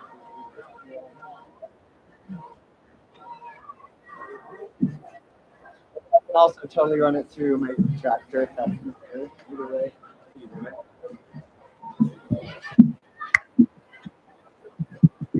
Are you live? I still need a sound check. Okay. This mic right now. Oh, I guess I could just talk through that mic. I just want to make an announcement. Good.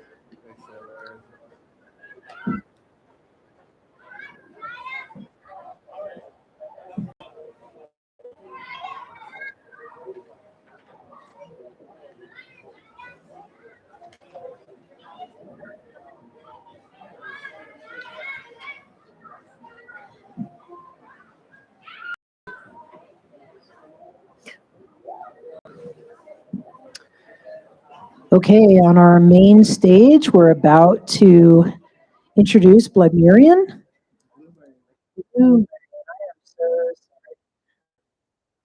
Okay, Blue Marion is going to be starting in just a minute. They're going to be doing a sound check here in just a second with Robin.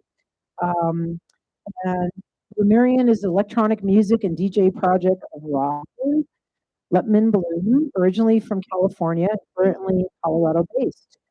Blue Marion's style ranges from ecstatic dance, world bass, trip hop, glitchy, side dub, and trap. Face melting, heart opening, soul awakening, multi-dimensional frequencies. And as he likes to say, he bridges the gap between music and regenerative action. He's going to do a sound check in just a minute. I just wanted to announce, because many of you may not know about what's happening as our after party tonight. We do have at Mountain Rural Apothecary, which is right over here behind the park, we have an after party fundraiser for Energy Fair. $25 cover. That's from 8:30 to 10:30 tonight. We'd really love to see you over there. There's going to be a number of bands, Singing Bones Medicine Show and Tonewood String Band. So please come out and support us at the after party tonight at the Apothecary. Thank you.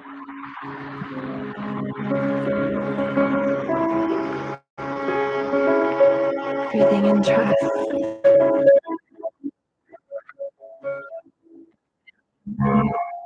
No longer scared.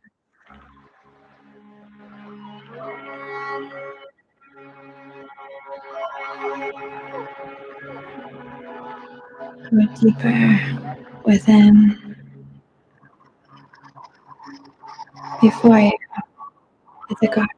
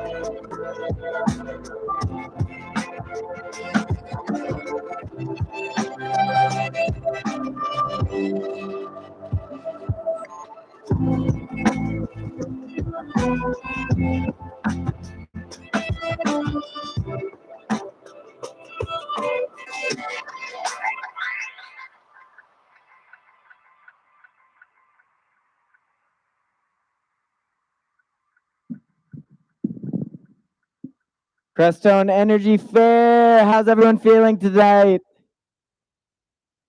Thank you all for being here, supporting energy, all forms, renewable, sustainable, regenerative energy, our internal energy, and the energy to power what we do to energize this earth. How's it been for you all so far today? I hear one sound that describes how Crestone Energy Fair is so far. What's your favorite animal noise? How about your favorite dance move? What's your favorite animal noise?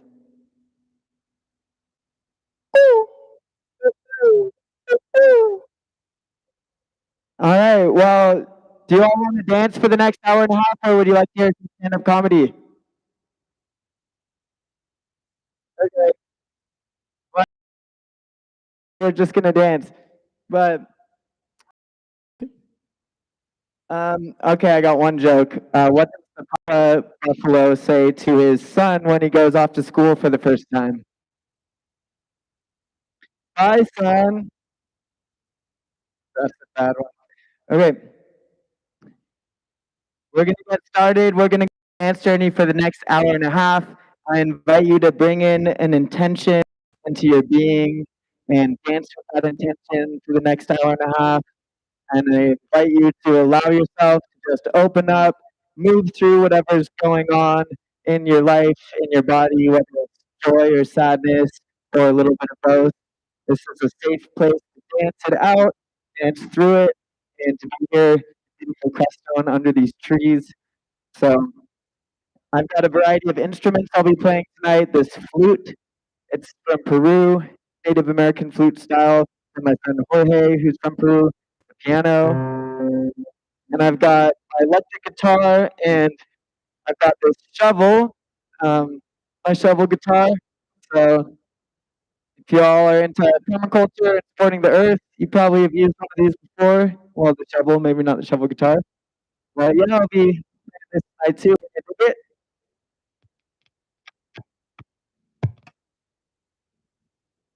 All right.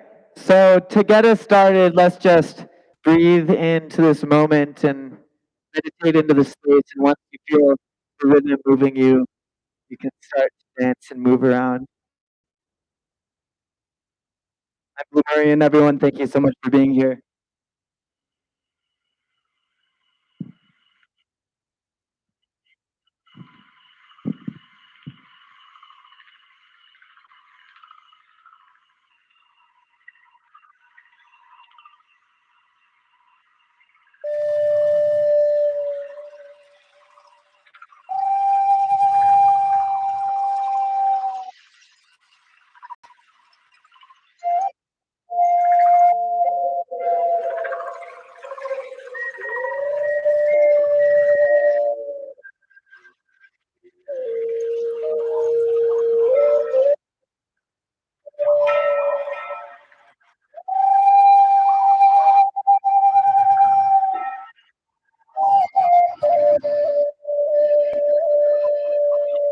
With breath, you can breathe in within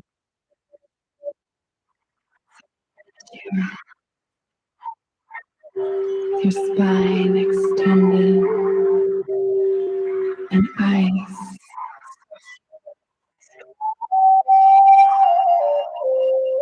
breathing in the light from above, inhaling into the root,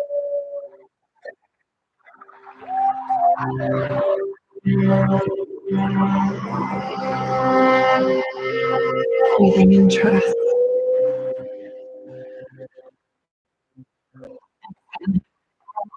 And no longer serves.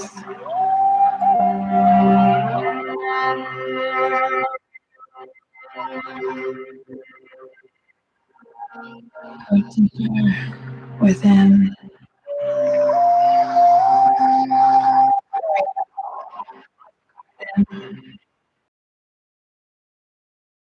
Prepare for the future.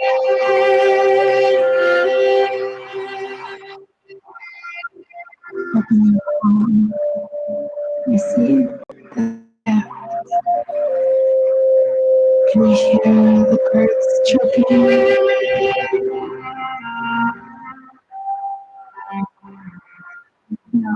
The warm light, the sun shining. Here, a stream of water in the distance.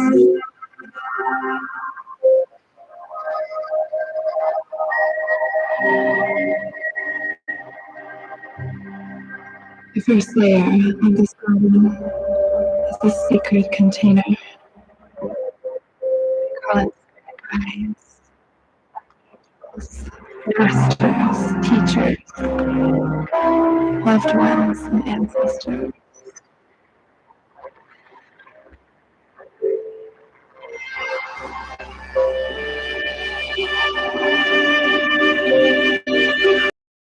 Nature spirits, totem animals, beings with a high spirit for all.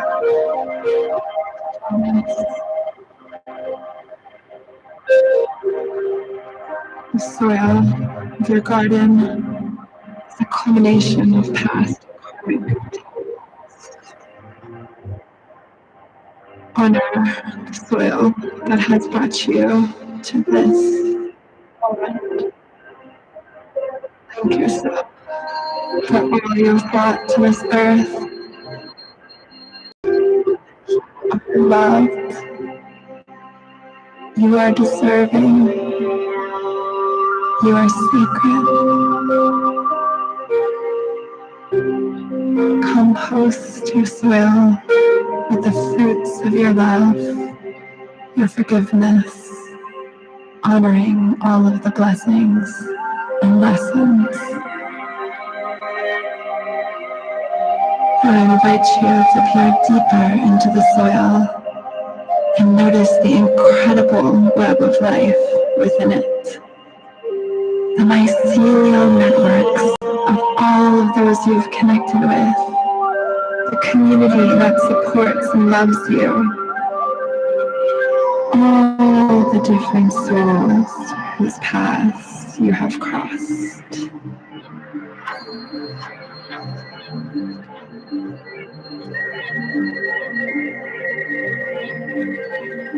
Tune in and give love to the mycelia in your soil. Now I invite you to look up into the sky. High above your garden shines the sun of gratitude.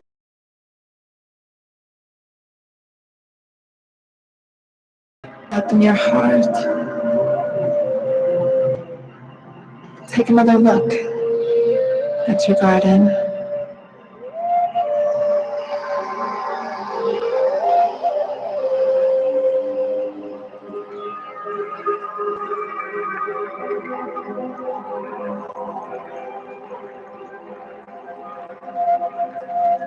What is alive in this present moment?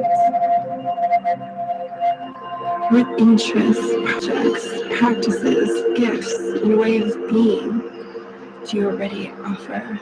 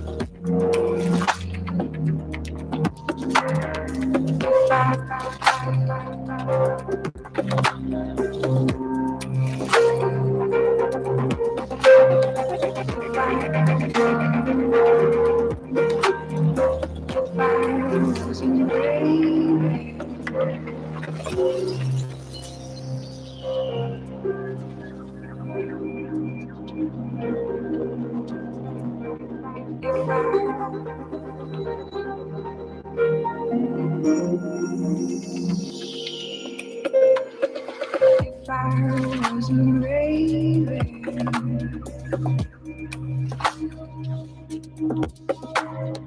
I'd fly into the heavens. Fly to all my loved ones. If I wasn't raving,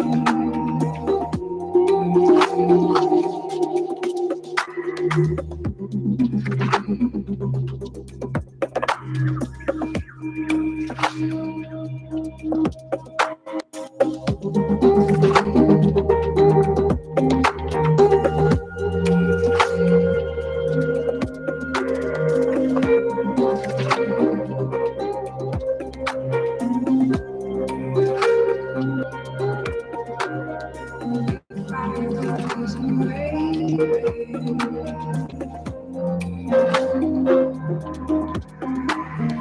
I'd fly out into the heavens.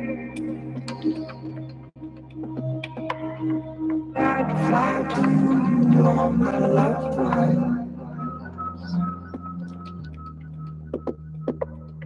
Some say upon my mountain there is many a raven. They call out to the living.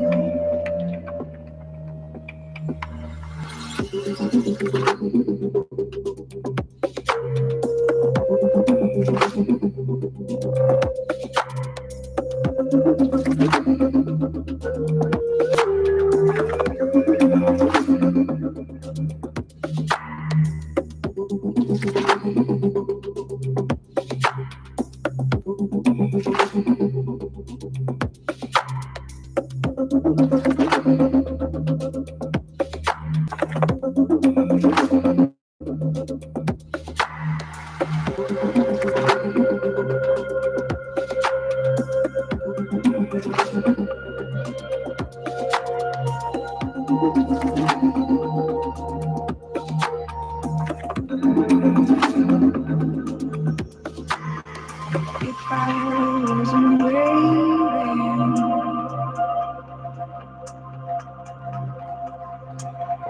I'd fly out through the heavens. I'd fly to all my loved ones. If I wasn't leaving,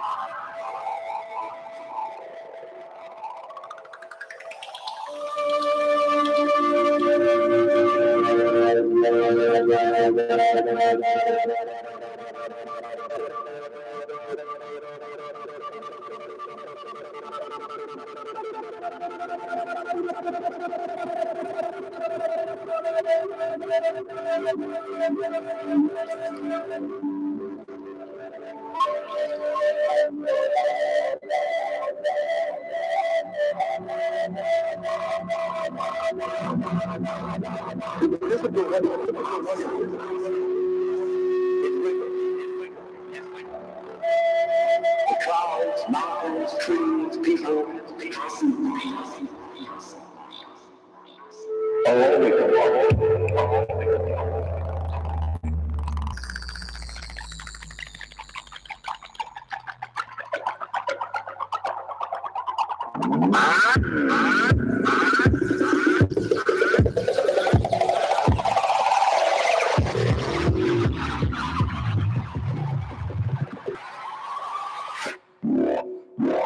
wiggly, wiggly.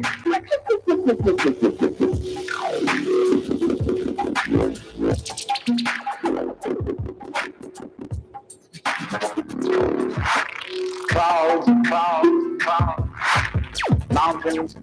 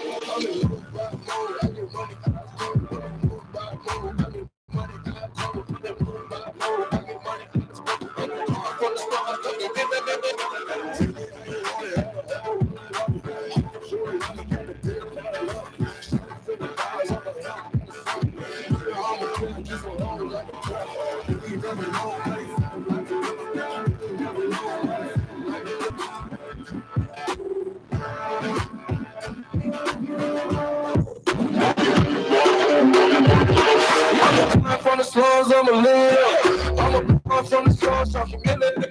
I'm a blind from the slums, she gon' give it up. I'm a blind from the slums, she gon' give it up. I get money, I throw. I'm a move, I get money, I throw. I get money, I get money, I throw.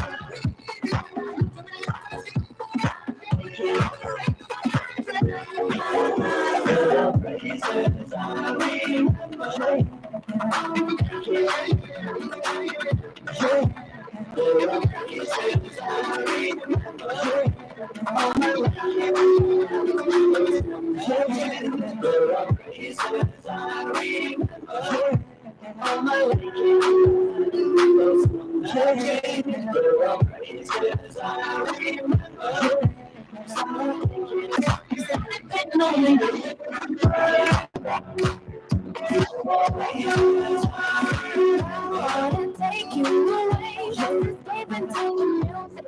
Stay, let it play.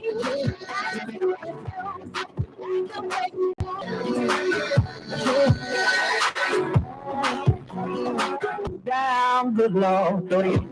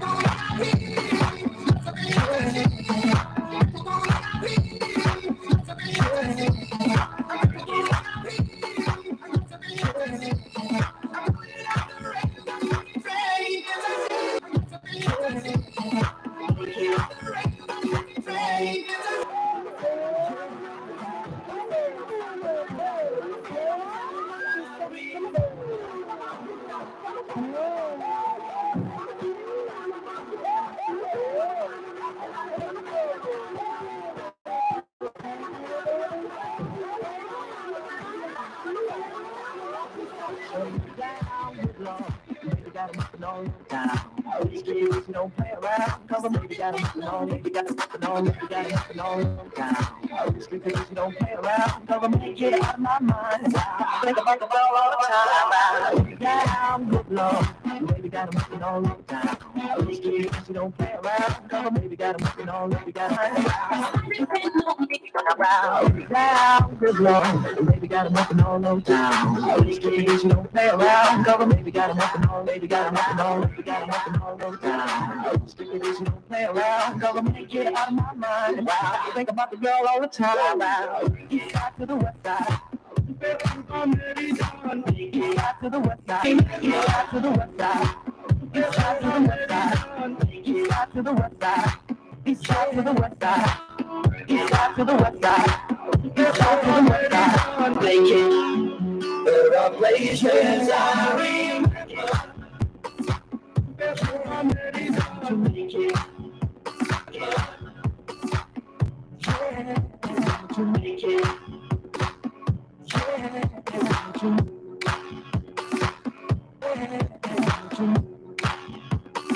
Places I do. I think about you day and night. It's only right to think about the girl you love and hold her tight. So happy together. If I should call you up, invest a time, and you say you belong to me, and these my love, imagine how the world could be so very fine, so happy together.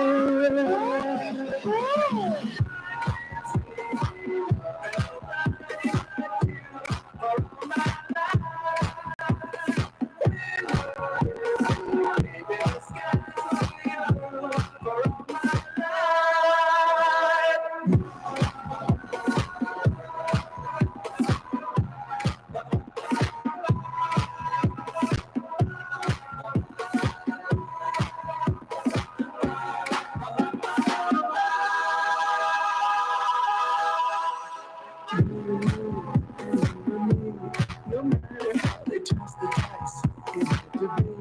The only one for me is you, and you for me. So happy together, we're happy together. So happy together.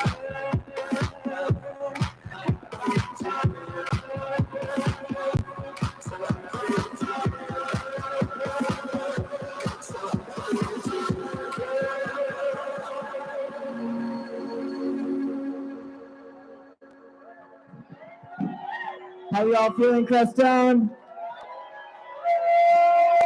Y'all having fun? All right, I think I got a couple more for you. Y'all got some energy? Western Energy Fair?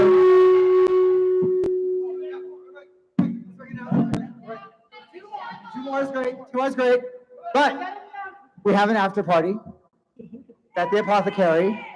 Please come. That we decided because of the constraints, it's going to be free. Just buy a drink and donate if you can, please.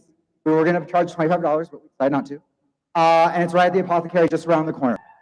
All right, I got a request for some shovel. All right, this is a song that I made with Balk and Bump. Does anyone know Balk and Bump? Coming out soon, sometime in the next month.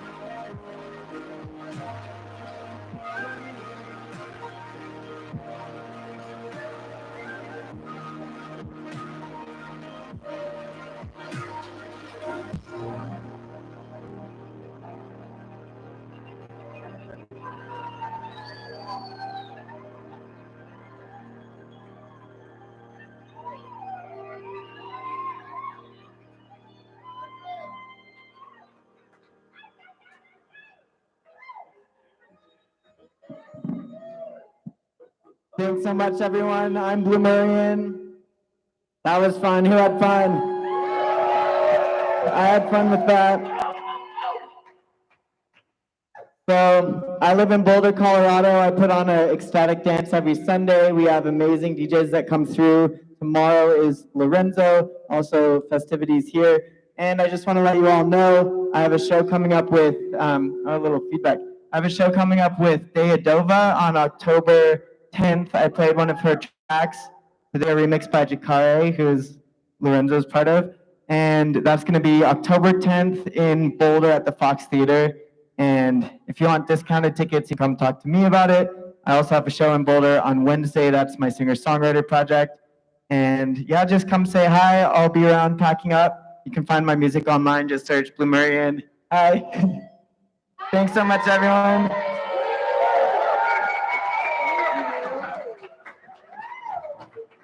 This was the best Saturday night we've had here. Thank you, Blue Marion. All right. How many of you are ready to keep dancing? All right. So, what Nick was saying before, be careful because it's kind of dark. We're rationing our lights everywhere, but around the Dolphin vehicle here at Herbalist, and we've got 2 acts in there, and we're running a little late for them. We were going to be charging as a fundraiser to raise money for the event, but we've decided now it's like donate what you can. So we can't fit all of you in there, but we can respectfully go into the backyard and inside and out the front. And welcome to Crestone, everyone. Woo! And join us tomorrow. We've got a pancake breakfast. I hear you too. We've got a pancake breakfast in the morning with Succeed. I love you too. They are our fiscal sponsor for our nonprofit, which is how we can do these events. So 9 to noon in the morning if you want breakfast. They're going to be open before our vendors. We've got yoga starting in the morning in the Wellness Village. And then I think we're on this backstage at 10 or 11. I don't know anymore. So thanks, everyone. Crestone time. Thank you all for coming. We love you. And if you want to join us, just remember we do have neighbors in the town, and we want to keep doing these things. So, but you all have been great.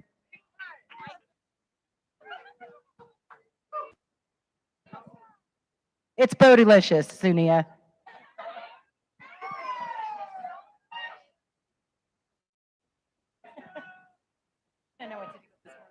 Oh yeah, I'll give it